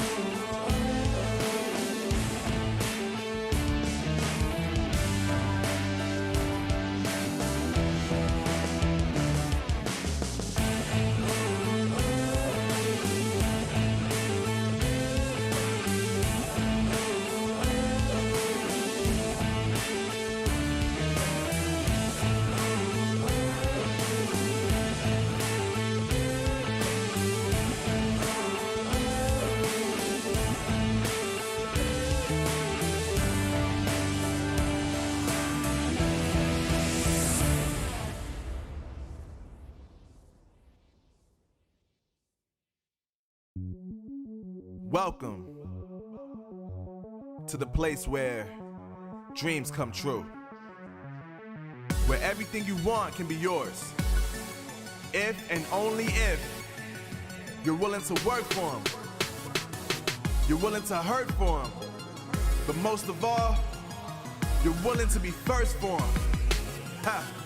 Look, I'm going straight to the top. I don't know how I would stop, like it or not. I got some goals that I'm hitting. You hear what I'm spitting, it's hot. Look what I got, whole lot of passion and pain. The road to success is insane. Stay out my lane, cause I'm on a mission. I'm getting what stands in my way. Yeah, I'm a beast, I wouldn't play with me, baby. The way that I'm training is crazy and I do it daily. You wanna talk about drive? I got more drive than Mercedes. I've never been lazy.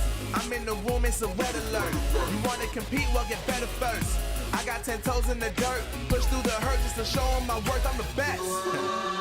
Yeah, I'm the best. I never stress. I know what's next. I'm who they test, like we playing chess. But I'm unimpressed, so now let me flex. Ha, yeah, I'm a word. The Snapdragon Pro Series is brought to you by Snapdragon Elite Gaming, Monster Energy, and DHL.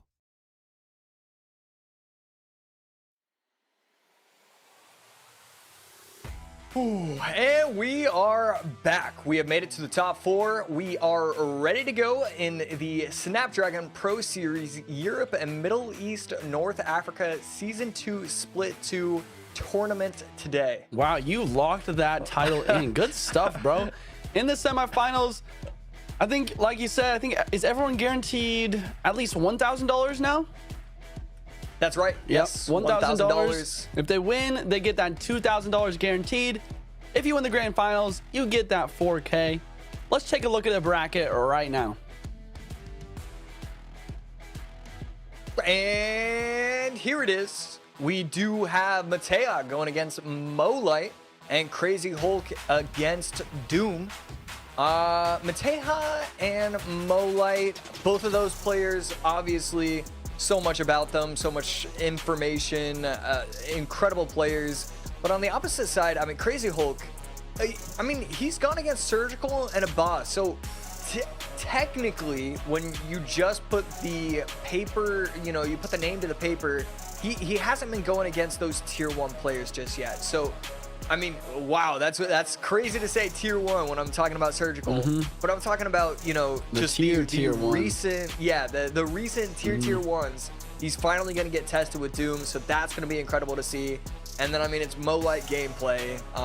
Hopefully, I mean, actually, so far, all of his sets have been 3 games. We're hoping for more 3-game sets from him. It's just always beautiful to watch. 100%. I think that, you know, I mean, obviously Muhammad Light is the favorite here to win the entire thing. I would love to see any one of these 3 other players make a crazy underdog moment and get a dub versus him. You know, we talked about a little bit at the start, Crazy Hulk, not really super well-known player overall in the like top tier of competitive Clash Royale. It'd be crazy to see, you know, Crazy Hulk get a crazy dub versus Muhammad Light to, you know, kind of debut words, himself. right? No. There's only one word in the English language, and it's crazy. But yeah, I mean, if I had to predict what's gonna happen here, I would see a Dominic versus Doom 2-0 World Finalists going at it here for the finals. But the match we are covering next in these semifinal bracket is Muhammad Light versus Mateja. I mean, we've seen the stats, you know, win rate, pretty crazy. Muhammad Light, you know, he's Muhammad Light, 80% win rate, pretty much the only guy up there with a win rate like that. Top 1 ladder finish. Mateja's got some nice stats under his belt as well. I think that I don't know. I think Muhammad Light might have like the 2nd highest trophy record of all time. No way.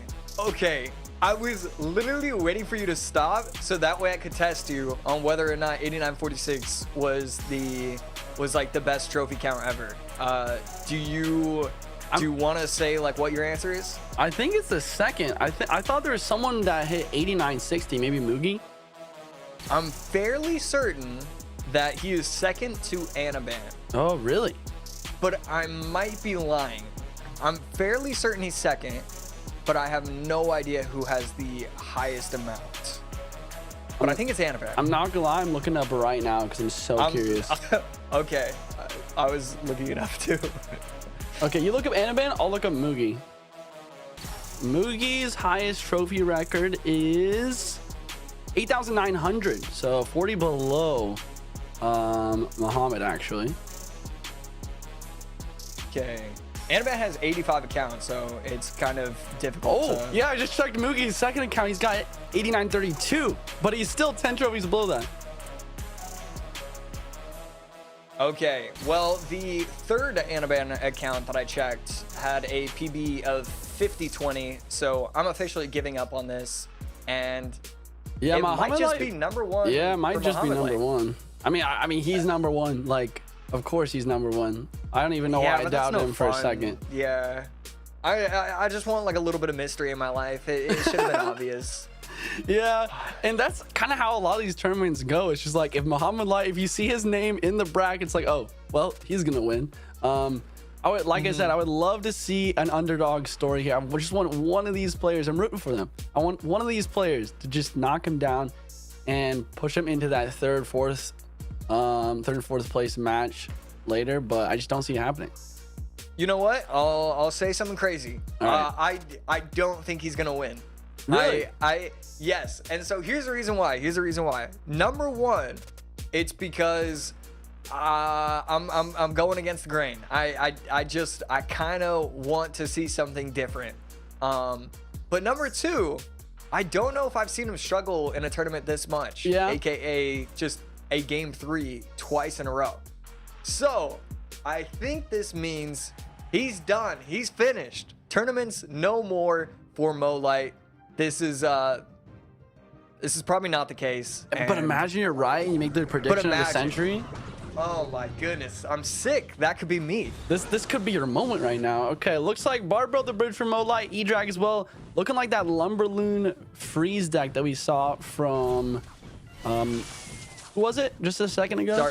Dark Angel. Yeah, you're right. And then Mateha with the... Oh, what? Whoa. No, it's actually Golem Pump from Muhammad Light. I was wrong. And then Mateha with what looks to be RG, most likely. I mean, every time I like try and root against Molite, it's just impossible. I mean, he's running Golem just for me, probably. He's just such a sweet guy. And yeah, I would not be shocked, especially if that Barbaro actually makes it. I mean, look, the tower's down at 1375. That is a bad start for him. But with this counter push, he's going to be able to get a little bit of pressure and then just start pumping up. I mean, he really only needs to hit double elixir, and then he's okay. That's when he can start making his big break. Yep, and once again, wrong for me on the prediction of the deck. We have a Lumber bridge spam here with Phoenix Monk from the opposing side. You know, talking about the matchup here, I feel like Muhammad's got it. You know, he's going to stack pumps. Fireballs will come out, but you do get a positive one trade. And, you know, a Golem push, it seems like it's really difficult for Mateha to stop without like a building or a major tank killer. Yeah, I mean, I really think that he can just kind of place the Phoenix, place the E-Dragon in the back. And, I mean, you can fireball them, but then the pump will get that value. And, I mean, you only need one push when you're Molite. At this point, the pump has gotten too much value anyways. So you're kind of in this really weird spot at this point. And I would say full advantage goes to Molite at this point. And I mean, this is just so scary for him, especially because you know this NATO is coming up, and you know all these troops are taken out. Yeah, and like I said, it's just really hard for Mateha to stop a Golem push. You know, he's doing his best, but the Golemites are locked, the Barbarian is locked, Fireball does come out, and, you know, he does keep his egg alive with that very nice zap. But here comes another Golem at the bridge from Muhammad, making full use of this Elixir Pump, Elixir Advantage. And we'll see if he can take this damage really. If there's one bad thing about Muhammad's deck, he doesn't have a big spell to help finish off those games. But that's not going to matter, especially with this Golem getting that hit and the death damage locked on tower here. Oh, the Fireball miss! I was waiting to talk about it because I knew something crazy was going to happen. And, I mean, that's as crazy as it gets. Misses the E-Dragon completely. Molite going to be able to take this game. I mean, he just took that game over. He got the pump up. Mateha couldn't, I mean, he couldn't get aggressive because too many of his troops were flying across the bridge and then not getting the value he needed. He protected his eggs. I mean, he did what he could, but Molite, the elixir advantage was way too massive. And I mean, especially after a missed fireball, that's going to be game every time. Yeah, I think if there's one part of this match that Muhammad Light did just fantastically, in my opinion, was his use of his Golem. The only way that Mateha really wins a game like this is when there's a Golem placed in the back at the wrong moment, and Mateha pressures the opposite lane, spams with his Bridge Round deck, gets a crazy connection with maybe like his Ram Rider or his Goblins. But Muhammad Light played two Golems that game, and they were both at the bridge in front of support units at a really good timing. And also just getting a lot of value using that Golem to tank other certain units and allow his troops to just get massive value along with his tornadoes that use well to like kill magic cards and stuff like that. So I know you've been casting a lot of these tournaments and you've been really keeping up with the meta. I've been keeping up with the meta, but you know, I only average 9 wins in a GC, so I'm not always playing against the most meta of all meta decks. Do you see this bridge spam deck as the consensus bridge spam? Is it usually Goblins, Lumberjack, Magic Archer, or are there other variations that are commonly used? This is probably the main bridge fan deck right now. Usually it's played with Barb Barrel instead of the Zap though, and then it kind of varies between Poison and Fireball because of how dominant Graveheart is in the meta, but also because of the fact that Poison cannot be deflected by the monks. That's also shows a big difference in spells here. And I mean, that's a great point. Like, he must be using the Zap here on purpose, maybe because he wants to save that Barb Barrel for later in this best of 3. Yeah, that's a good point. We definitely could be seeing, you know, RG in the future. And actually, now that I think about it, because I mean, I was just gonna start throwing out win conditions where it made sense for Barb Barrel, so you know, Graveyard, whatever. But we haven't seen bait at all, have we? I mean, we've seen like drill bait, but just no general bait overall. What are your thoughts on bait in this meta? And I mean, is it even usable? This is the worst meta probably of all time for bait. Two reasons for that. Main reason is just the monk. Monk can deflect goblin barrels to your opponent's tower. It can also deflect rockets, stuff like that. So it's really tough with the monk meta. I think the Phoenix is also just generally really good versus bait. You know, Phoenix one-shots goblins, and it can have a very quick attack speed, and also does not provide any rock value, because you rocket a Phoenix, then the egg will just respawn, and it's pretty easy from that perspective. We're hopping into game 2 of Mohamed Light versus Mateo. Mateo needs to win this game or it's going to be done and over. See if he can force it to game 3. Looks like it is a Royal Giant mirror matchup, actually. It's not really something I was expecting. Fishman to attempt to snipe, and that's a brilliant snipe right there. Hunter plus Ghost are going to be able to put in work. RG opposite lane. I mean, he's going to try and Fisherman. No, he's going to go in with the Zappies right there. And I mean, Log plus Skellies plus E-Spirit potentially. No E-Spirit needed.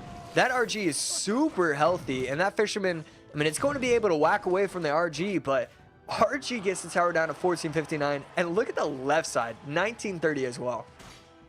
Beautiful plays from Mo. If there's one thing during that sequence that I wouldn't have done is those skeletons at the bridge. Realizing Mateo didn't have the Log or the E-Spirit in cycle, and going for those skeletons plus Log to kill the entire round of Zappies to get that crazy connection, that was fantastic gameplay. And at this point, Mohamed is up a lot of damage. Mateo is gonna have to make a crazy comeback here, and it's not gonna be easy, especially against the monk version of Royal Giant. You want to hear something hilarious? Of course. Hit me. So, the difference between a current pro player, like at the best of its abilities, and would you say you're just at like, would you rate yourself at like a regular pro player skill level? Ish? Yeah, ish, yeah. Okay, and then basically I would have played the Skellies because I would have been like, he probably doesn't have a lot of elixir, and then I wouldn't have thought about it. I didn't realize that E-Spirit and Log were out. But then you wouldn't have made that play, but then Mo would have made that play. So a pro at the best, a medium player, and then a pro at the medium level, they would have all made like the different or the same plays, just because like some people are really thinking about it, and then some people aren't thinking at all, and they just think, I got a little bit of elixir, I'm gonna spend it. And some people are thinking about it, but they're not thinking enough about the cycle. It's just crazy how the world works. Yep.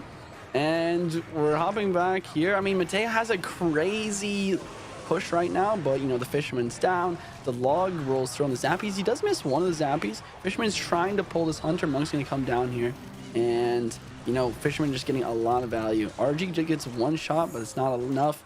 And, you know, Monk ability is going to pop and get that very nice amount of chip as well. At this point, Mohamed Light, he just needs a couple more Logs, maybe one more Monk ability, and a Lightning to finish off this game.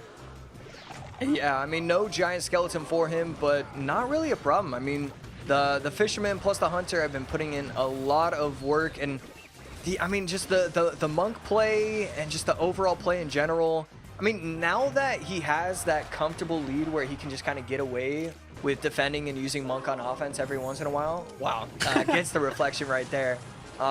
He didn't really feel the need to go in with the RG. Basically, whenever he wanted to win, he was going to win. And then finally, to end this game, he goes in with the RG. He has the elixir. His opponent plays the wrong troop at the bridge just because he's panicking. And Mo Light takes, I mean, that was a very well played set overall. I mean, 0 mistakes and just complete domination in both of the matches. Here's that Skeleton's Log play that we saw earlier. Not only does Mateo not have those cheap cards in cycle to deal with this, but he doesn't have the elixir to get anything down either. And Mohamed Light finishing off with that next RG. Like you said, just a beautiful, almost perfect game for Mo. As always, just an absolute bloodbath in this mirror matchup. Monk, definitely the MVP here. 5 Monks played. Got so much value deflecting Logs, you know. And look at Mateo's deck. It's not even like there's much deflection value. It's just the fact that when you pop that ability, he's got 80% damage reduction, almost like infinite health, and it seems. Mohamed played 2 RGs that game, and that's all he needed. Yeah, I mean, he could have gone in on the left side or the right side. I mean, after like I mean, he starts the game off with a beautiful fisherman snipe, and then had he gone in with an RG on the left side, it probably would have just been game over from there.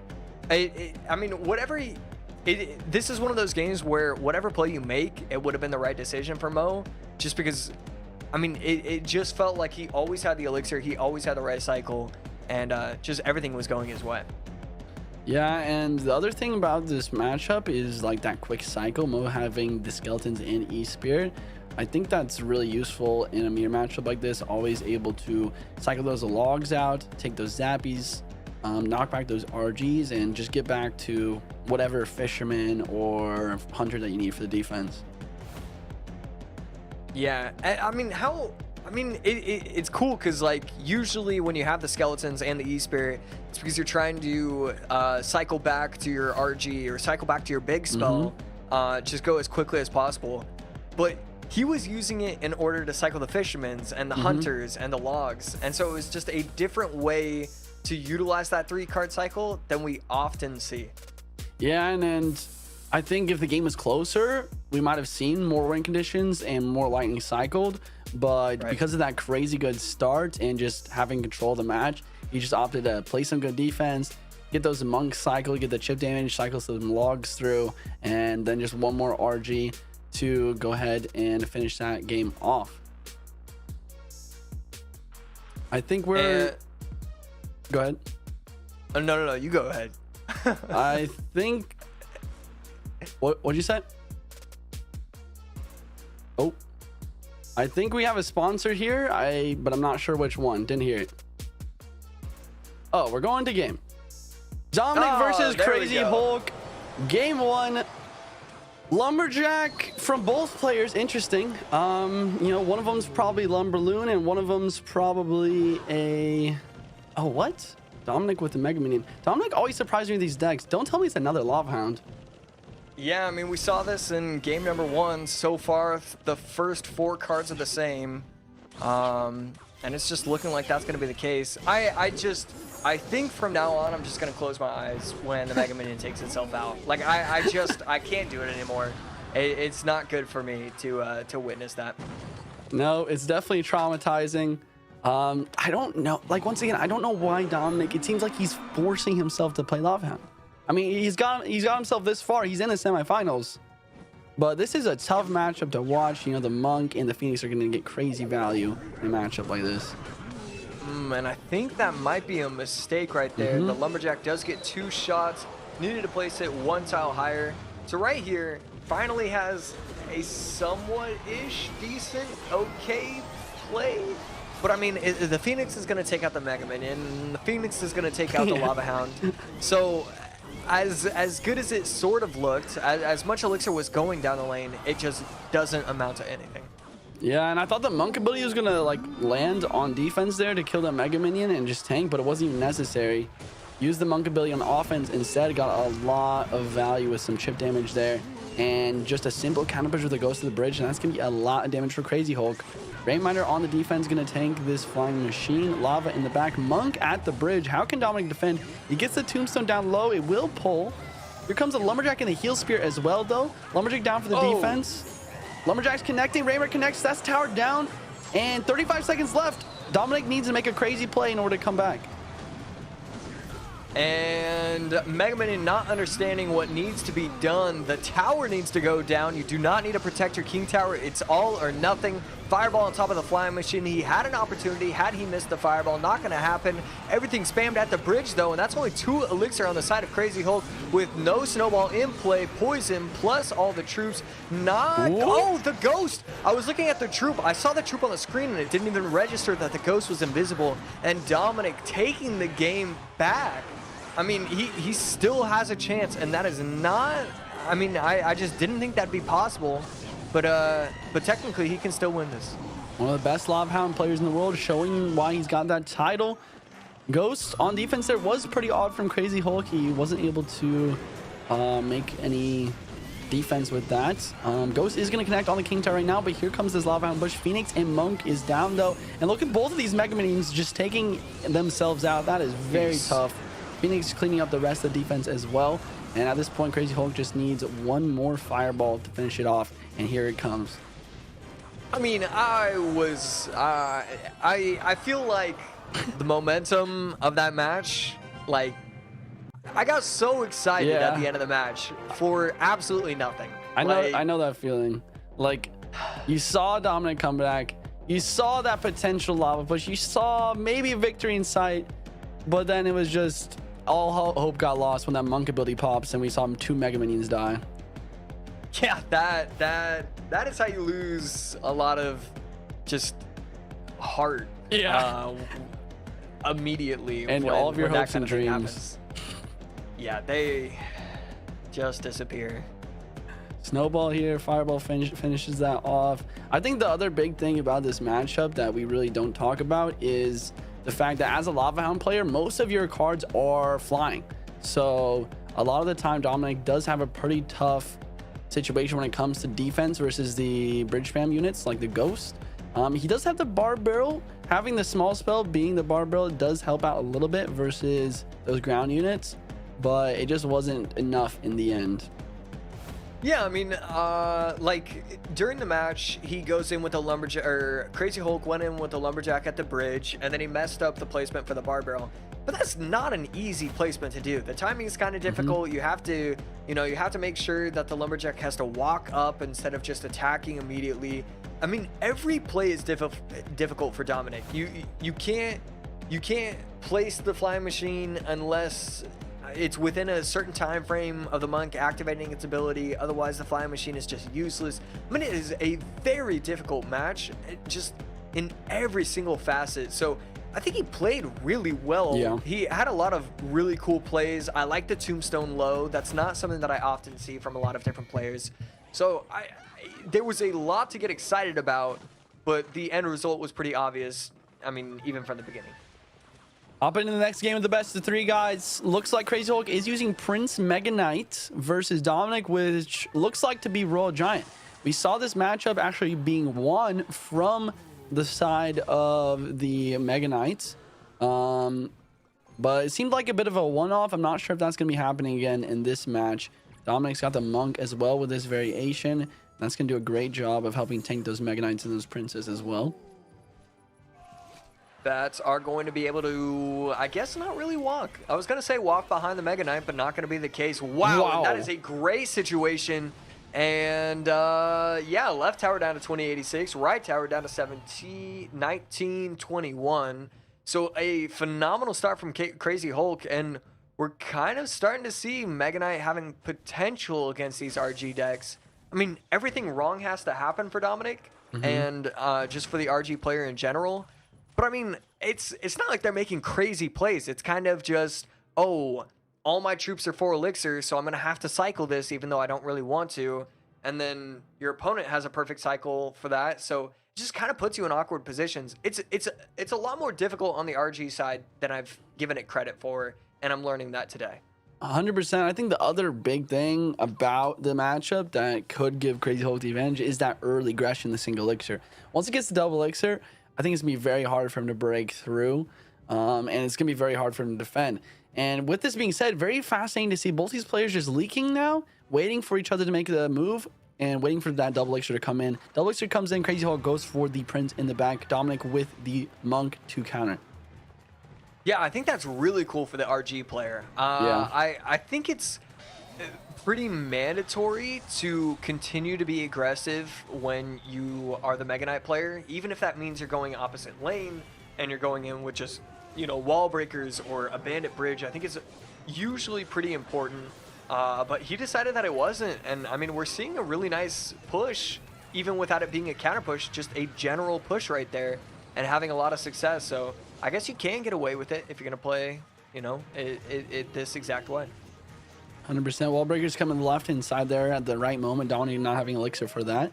Doing a great job of getting damage on both sides. I think another great part of this matchup for Crazy Hulk is his Archer Queen. Dominic doesn't have the lightning variation here.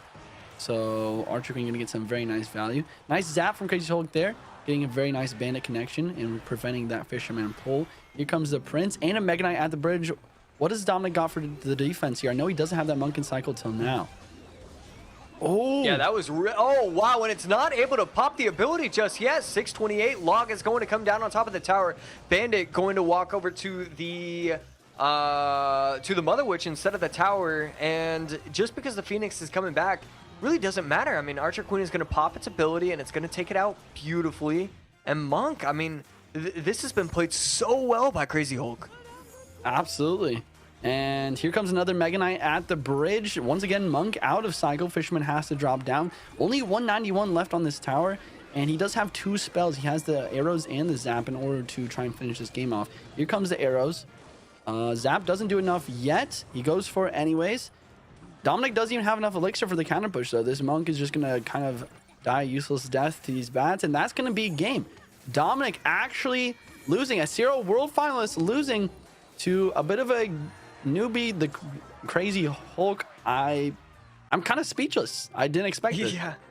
Yeah, I mean, I was talking about it earlier. He hasn't been tested. Oh, you know, can we really hype him up? Well, I guess we can with a 2-0 against Doom, aka Dominic, a #1 finisher, a $30,000 prize winner. Now Crazy Hulk. Trying to become a household name. And, I mean, with gameplay like that, I mean, it was gorgeous zap timing on top of the zappies, on top of the fisherman, prediction arrows, trying to get the arrows value when he needs to, applying pressure with the Archer Queen and using its ability properly. I mean, that was perfection in an MK deck. And I mean, not something I fully expected. I mean, there was 0 mistakes in that MK match. Speaking of 0, look how many RGs Dominic played that game. Maybe that's part of the mistake, or maybe that just shows how well Crazy Hulk played. He applied pressure throughout the entirety of the match and never gave Dominic a chance to go for that RG. I think another big thing about Crazy Hulk's dub that you touched on a little bit was the Archer Queen value. Dominic doesn't have the lightning version. That Archer Queen that was played high at the bridge at one point there was just doing a great job of killing everything from Dominic's counter pushes. If there's one thing or one big moment as well that I really saw the crazy breakthrough was when Dominic played that Monk and then couldn't get the ability off in time. Once that happened, I feel like the game was kind of over. Yeah, you're 100% correct. I kind of saw that, and then the game just kept playing, so I forgot about it. But I'm glad that you brought that up. That's how it always is with these Monk games. It feels like it's so simple to use the Monk correctly, but it also requires impressive game knowledge, impressive understanding of what cards in cycle and you know, whatever. And so it just, Monk didn't work. But you know what does work? Snapdragon Elite Gaming. When winning matters, ladies and gentlemen, go check out Snapdragon Elite Gaming, and thank you guys for sponsoring this tournament. It's been a blast to cast it. Yeah, it has. And I really need you, whenever we have to do the Snapdragon one, you have to be the one who says it, because I always say where winning matters. I don't say when. I always stutter over it, and my brain just can't comprehend. It makes more sense that it's when, but there's something about my brain where it just likes where, and I can't get the words out. Yeah, I mean, I definitely understand what you're saying. Speaking of where, like, we need more live events for Clash Royale. I remember back in the day, like, where winning matters, like, I would love to see, like, more, like, King's Cups and, like, live events like that. We are going to be taking a break now, ladies and gentlemen. We're going to be doing the finals and the 3rd and 4th place match after the break. I'll see you guys in about 5 minutes. The Snapdragon Pro Series is brought to you by Snapdragon Elite Gaming, Monster Energy, and DHL. They don't want it with me. You got a problem with me? Love, you don't want it with me. Man, you won't ever stop me. Who y'all really got a problem with? Who y'all really trying to solve them with? Who don't really like the sound of this? Who come with me getting down to this? You better step back, get your neck cracked, get laid down where you best step. Better check that with a fresh map. Get lost now with no extract. Like, look, that's all me. Got my number, don't call me. We eating up, that's all beef. You freezing up, that's y'all's team. Cause we don't really lose no more. All about heating up, leaving that cold. You can see me eating up, killing that show. I ain't about giving up, no.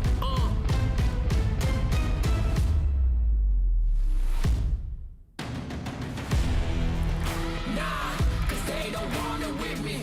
Love, you gotta cry with me. Love, cause y'all don't want it with me. If you start a fire with me, then you never gonna stop me. Ay, sound the alarm. We about to go on. You getting it wrong. Time to go off. Can't hold us back. Truth hurts, you always that. My truth lurks, say y'all collapse. Now scoop first, where your homies at? Come my team with me right now. My team so mean right now. But what you mean y'all out? It's time to weed y'all out. Okay, we coming back with a vengeance. Time to go start your engines. What is this thing y'all mention? Time for y'all stop pretending,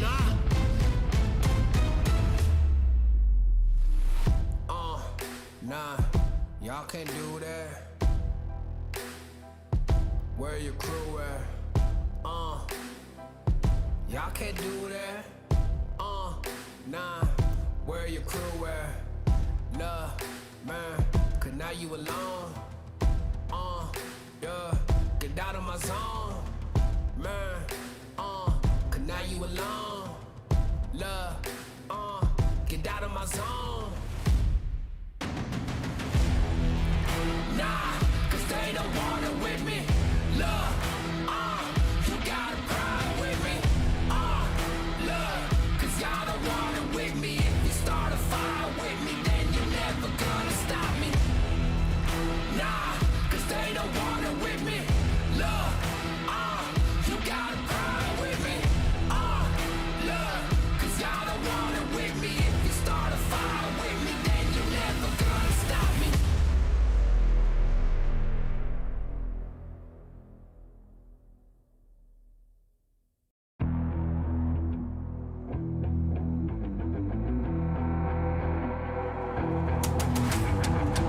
I gotta get it, I'm on the mission, snap any minute, casually when it stop tripping on me, stop dissing on me, yeah, I got a dream, can't take it from me, my fire's burning, now I'm always learning, tell me where to go, man, I'm on a journey, yeah, I can't explain it, I get excited, keep it 300, King Leonidas, strap in, cause it's gonna be a long ride, working on me every single day and night, there comes a time when your worlds will collide.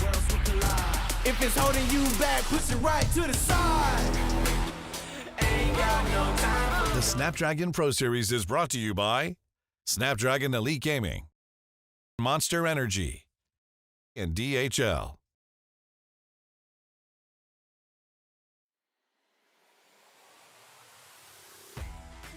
Hello, You know what? That's it. I'm getting a monster after we're done. I've seen it too many times. See, ads really work on me, so like I'm excited to do it. Yeah, oh, this is great. Monster We're gonna do a Takeover, monster yeah. takeover right now. Back in the day when I was on Team Liquid, like I don't drink any caffeine, but when I was on Team Liquid, they're sponsored by Monster too.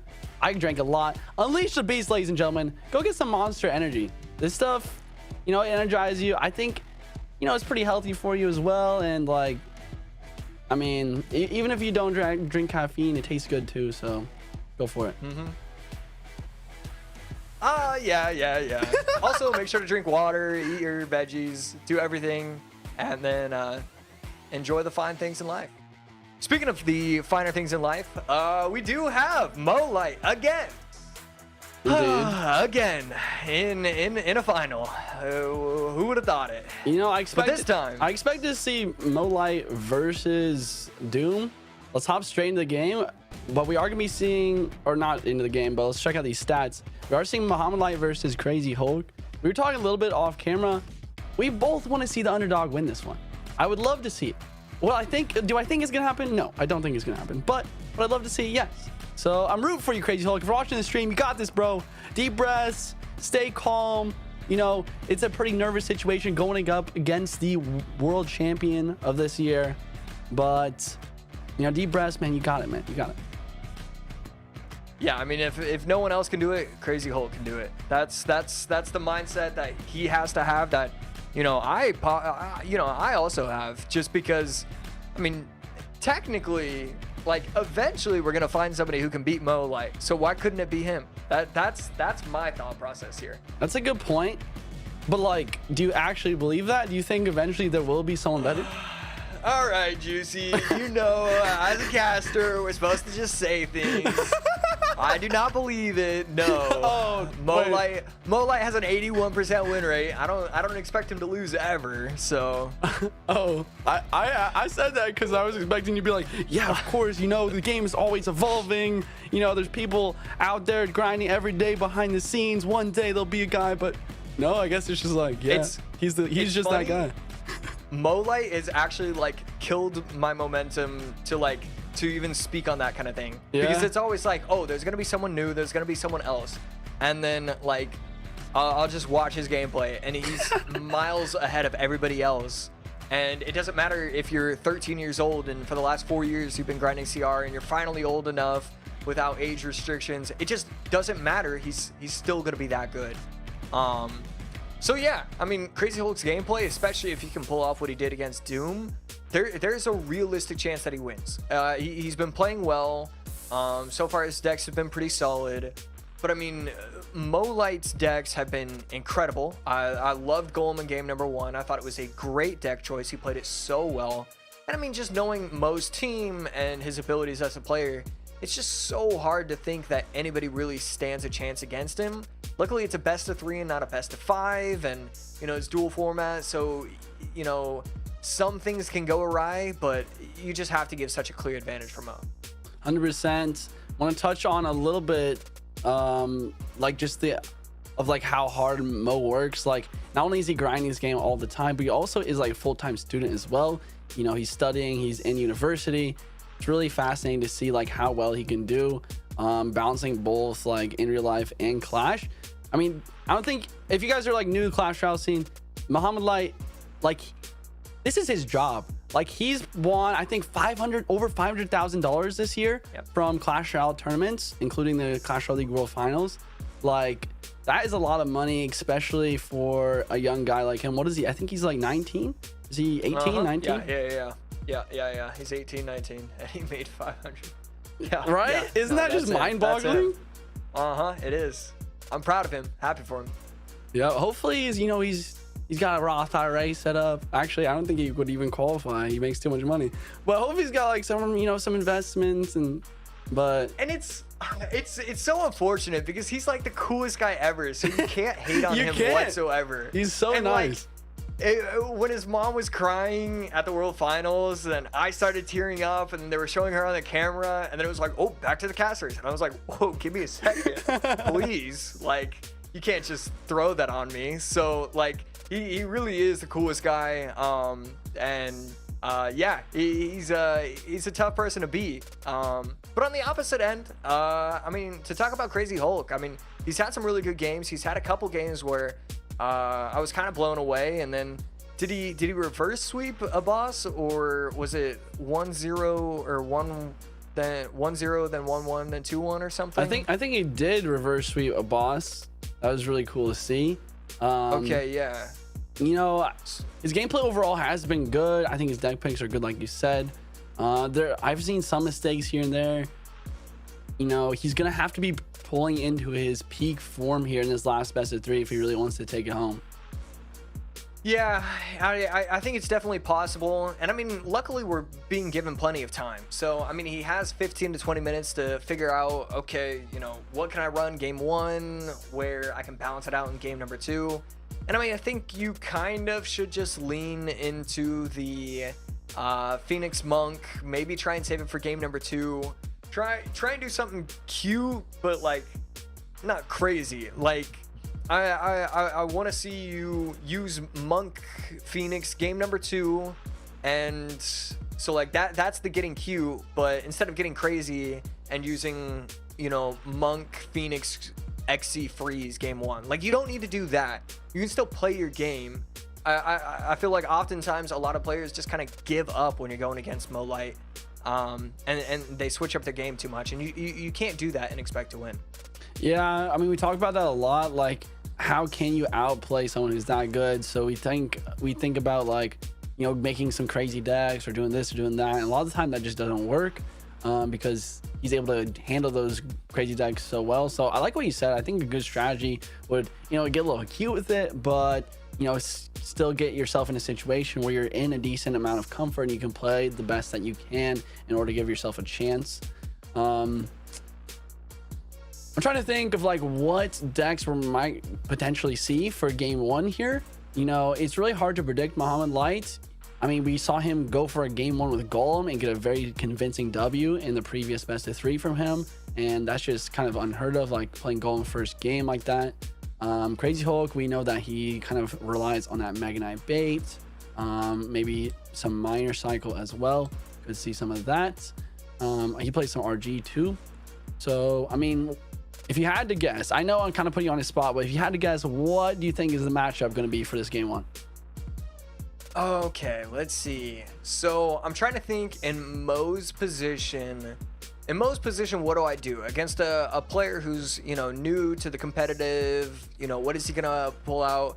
It's probably gonna be something that's already been played. I don't see him doing anything completely new. So what does that mean? It means maybe like minor control. MK, minor control.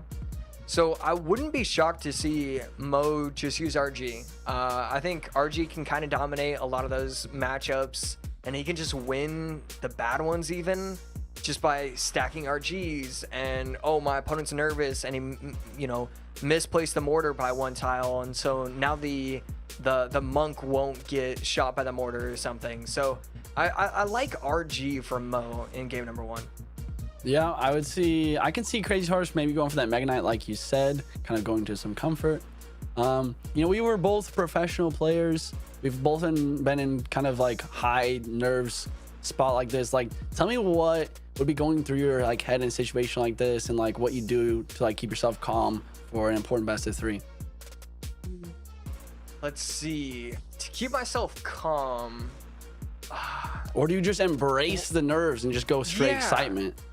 I was thinking about that, and so I think in 2v2 I was able to channel it really well, because in 2v2 it's just you can feed off your teammate, and you know you guys are thinking the exact same way, and so that's more excitement. And so 2v2 it's really easy to just take the energy and just have it channel through your veins. When you're doing 1v1, you have to be in a constant state of recognizing cycle, elixir, you know, what am I supposed to do against a matchup A, B, C, D, and E? So it's a lot more, okay, I need to focus up, I need to calm down, I can't do this, I can't do that. So you definitely have to just be as level-headed as possible and just run with that. It really is as simple as, okay, I'm not gonna work myself up more than I already am, and I just have to be content with that and just play well. If a good strategy for me was always, if I play well, that's good enough. And it's weird saying that, because obviously you want to win, you want that $2,000 extra in your bank account, but really, I mean, if you think you're a great player, just playing well will net you those wins more often than not. 100%. Personally, for me, like what I would do in a situation like this is just, you know, you gotta have the confidence. It doesn't matter who you're going up against, especially when it's the world champion. You have to truly believe in your mind, like, I am better than this guy. You have to put yourself in that positive mindset. If you have a negative mindset, you're like, if in your head you already believe you're gonna lose, you know, you're not gonna be able to make that win happen. And I think that's definitely something that Crazy Hulk needs to be doing in a situation like this. I think he needs to, you know, take those deep breaths, give himself, like, basically give himself words of affirmation, like, I got this, you know, it doesn't matter who this guy is, like, I'm gonna play well and I'm gonna win. And I think that's this kind of thing that usually I would like tell myself in a high pressure situation. So, and this is totally like not okay, basically what I'm trying to say is, I feel like anybody with the name Crazy Hulk is kind of I feel like they're gonna feed on these kind of high pressure situations. Yeah. It's like, oh, look at me, I'm crazy Hulk. Like this is what I was made for. I'm gonna finish #1 over Molite. Like anybody else, they're kind of a newcomer to the scene, all this kind of stuff. Oh, you've only finished 219 on ladder, but that might fuel him. If anything, there's a realistic chance we see the best Clash Royale of his life here. Here we go. Best Clash Royale of his life. Log and Goblins out. He's got the RG versus Mo with the mortar. Just straight up, like, what do you think about this matchup so far? Like, how does mortar in your mind generally do versus Royal Giant? Yeah, I mean, he's got the mortar, the ice spirit, and the monk, so it's going to be extremely difficult for the RG to actually make it to the tower. Yeah. And on the flip side, I mean, you have the ice spirit, the mortar, probably the miner, the poison, the monk, all for offense. I mean, you have to assume he's going to be able to take a tower, you know, within the 5-minute time frame. I mean, even before the time it actually expires. So I would have to assume he has a clear advantage in this game just off these first, you know, 3 cards from each player. I would agree. I think that Miner Poison definitely has a very nice matchup here because of the control element and just also because of the fact that it's so much easier for you to get your win condition to the tower. I think the spell for Crazy Hulk will also matter a decent amount. You know, I think that having a lightning to break through the mortars and just get extra chip damage in is pretty important here. Really weird to see Crazy Hulk not use his monk ability. I feel like you need to use your monk ability whenever your monk is crossing the bridge in order to get that extra chip damage. And it looks like Mo's gonna do the same exact thing. No monk ability coming out. Log gonna come out from Mo instead just to make sure that Phoenix doesn't respawn. Overall, pretty even match. Actually completely even right now from Log from both players. No minor or RG shots have come through yet. Really hoping for, you know, like 2 logs on both sides. I wanted to see it be just like all even, but not going to be given what I was asking for, and that's okay. Monk's going to go down the left lane, RG going to go down the right. And RG in these monk battles and these mortar battles, it's always weird because it feels like the defenders can just defend pretty easily just because. Wow, and again, we see it not pop the ability. I was going to say, because you can just kind of distract the troops over the middle and not allow them to just even help out the RG. But that's not going to be the case right there. No monk activation and just going to defend. Yeah, Crazy Hulk getting some nice value. He does have the lightning. Minor pre-log over here. He's going to get some very nice prediction on those goblins. But Minor not able to connect. Crazy Hulk down with the fisherman. Monk in the back from Crazy Hulk. I agree with what you said, by the way, about like no monk abilities coming out here. I feel like these players need to drop some monk abilities in order to get that chip damage. I would not be surprised to see one from Mo right here, just to potentially try and deflect a log. Defensive monk ability from Crazy as well. And look at the 3-card cycle from Mo though. He's using the 3-card cycle to get a second poison down. And this tower is all the way down to 2082 already. And the damage lead is imperative here. Here comes a big counter push though. Monk at the bridge as well is going to be super useful to tank for this Royal Giant. Yeah, we are going to see the mortar get placed late. I would assume there it is. Can he get the lightning on top? And he does, and that's actually going to catch the egg as well. So that's really great for Crazy Hulk. And so tower 25-21, 20-24, making this more of a game. This is exactly what we were hoping for, but with a minute left, your opponent has minor poison log monk, and your opponent is Molite. You can't feel like you're in a good position right here. And because of that, I actually really like that he went RG opposite lane. I think he kind of needs to make one of these plays. He can't keep going down same lane. It's just never going to work out for him. At least this gives him a shot. I still think it's a huge advantage for Molite, but I think that's a great way to actually give yourself a shot. I would agree. Monk ability not going to pop. Fisherman's going to pull. Log on the goblins on the left. Lightning's going to drop as well for some extra damage, but neither of these RGs are going to break through for a shot. Monk does pick up this miner. At least 26 seconds left. Miner gets no shots. Let's see if Crazy Hulk can make the counter push of a century right now for 20 seconds and try and take this damage lead. Here comes another miner though. Fisherman does pick this up.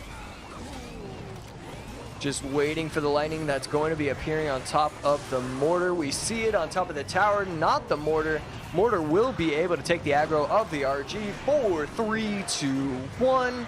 And that's a pretty solid opener game. I don't think Crazy Hulk made that many mistakes, but Molite just had a clear advantage early on. And I mean, when Molite has an advantage because of matchup, it's hard to reverse that for sure. Absolutely, and that's what Mind Control is all about. It's about getting that early damage lead and holding on to it. Here's one of probably the most key moments in the game, going for the Monk, the poisons, getting that double poison down on the offense. That got that damage lead and he held onto it throughout the match. Crazy Hulk did a decent job of applying dual lane pressure with those Royal Giants, but it just wasn't enough, and the Lightning Chip is never going to be able to out damage those minor poison logs. Yeah, it was a really good call on the 3-card cycle when it came to the poisons, because that really was what changed the game overall. Once he got all that chip damage, and then he knew, oh, I can just kind of stay within a range where I keep it, where I'm either even or up 200, up 400. That's just so simple for Molite. As we take a look at the stats, 9 for poison, only 4 for lightning. I mean, that's the difference between a 4 and a 6 elixir troop or spell. It's a lot easier to throw out the poisons. It's a lot more difficult to get the right RG pushes, especially because it feels like every RG push needs the Monk in front. Yeah.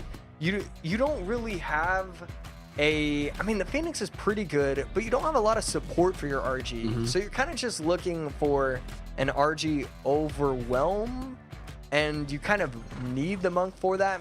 So there's a lot of like weird pushes that get made just because it's not a very balanced deck, but it's a really good deck still. Yep, I definitely agree. We're hopping into the second game of this best of 3, guys. Molite is up 1. He just needs 1 more to secure the victory. Crazy Hulk is going back to his comfort, this Mega Knight minor deck, but Molite's out here with the Archer Queen Royal Giant. And I mean, we've been talking about all day how lucrative the Royal Giant decks can be versus these Mega Knight British Spam decks. Yeah, and I don't expect Molite to be making mistakes. I expect it from other players, but I think it's going to be pretty simple for him. Right there, electing to go RG in the middle and then using the lightning. So I mean, that's 12 elixir to defend a half-dead MK push. But I think Molite understands, hey, look, I'm just going for double elixir. I'm going for triple elixir. That's when I'm making my push. So I can take these terrible elixir trades, and it's just a good play. I'm really just hoping for double elixir anyways. Absolutely. I think really nice E-Spirit from Mo. That was great.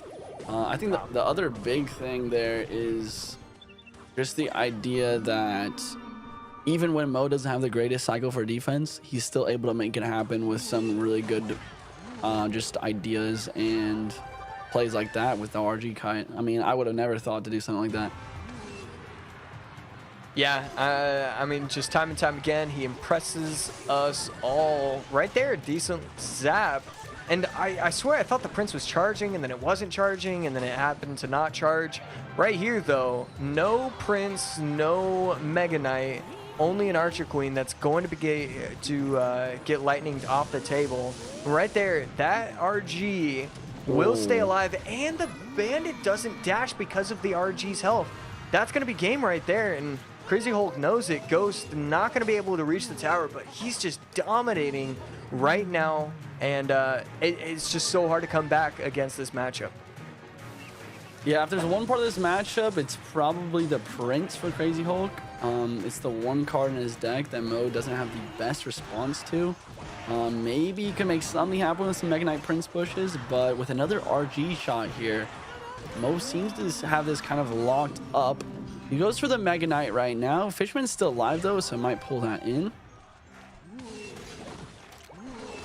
And Hunter gonna drop down on top of that Mega Knight as well.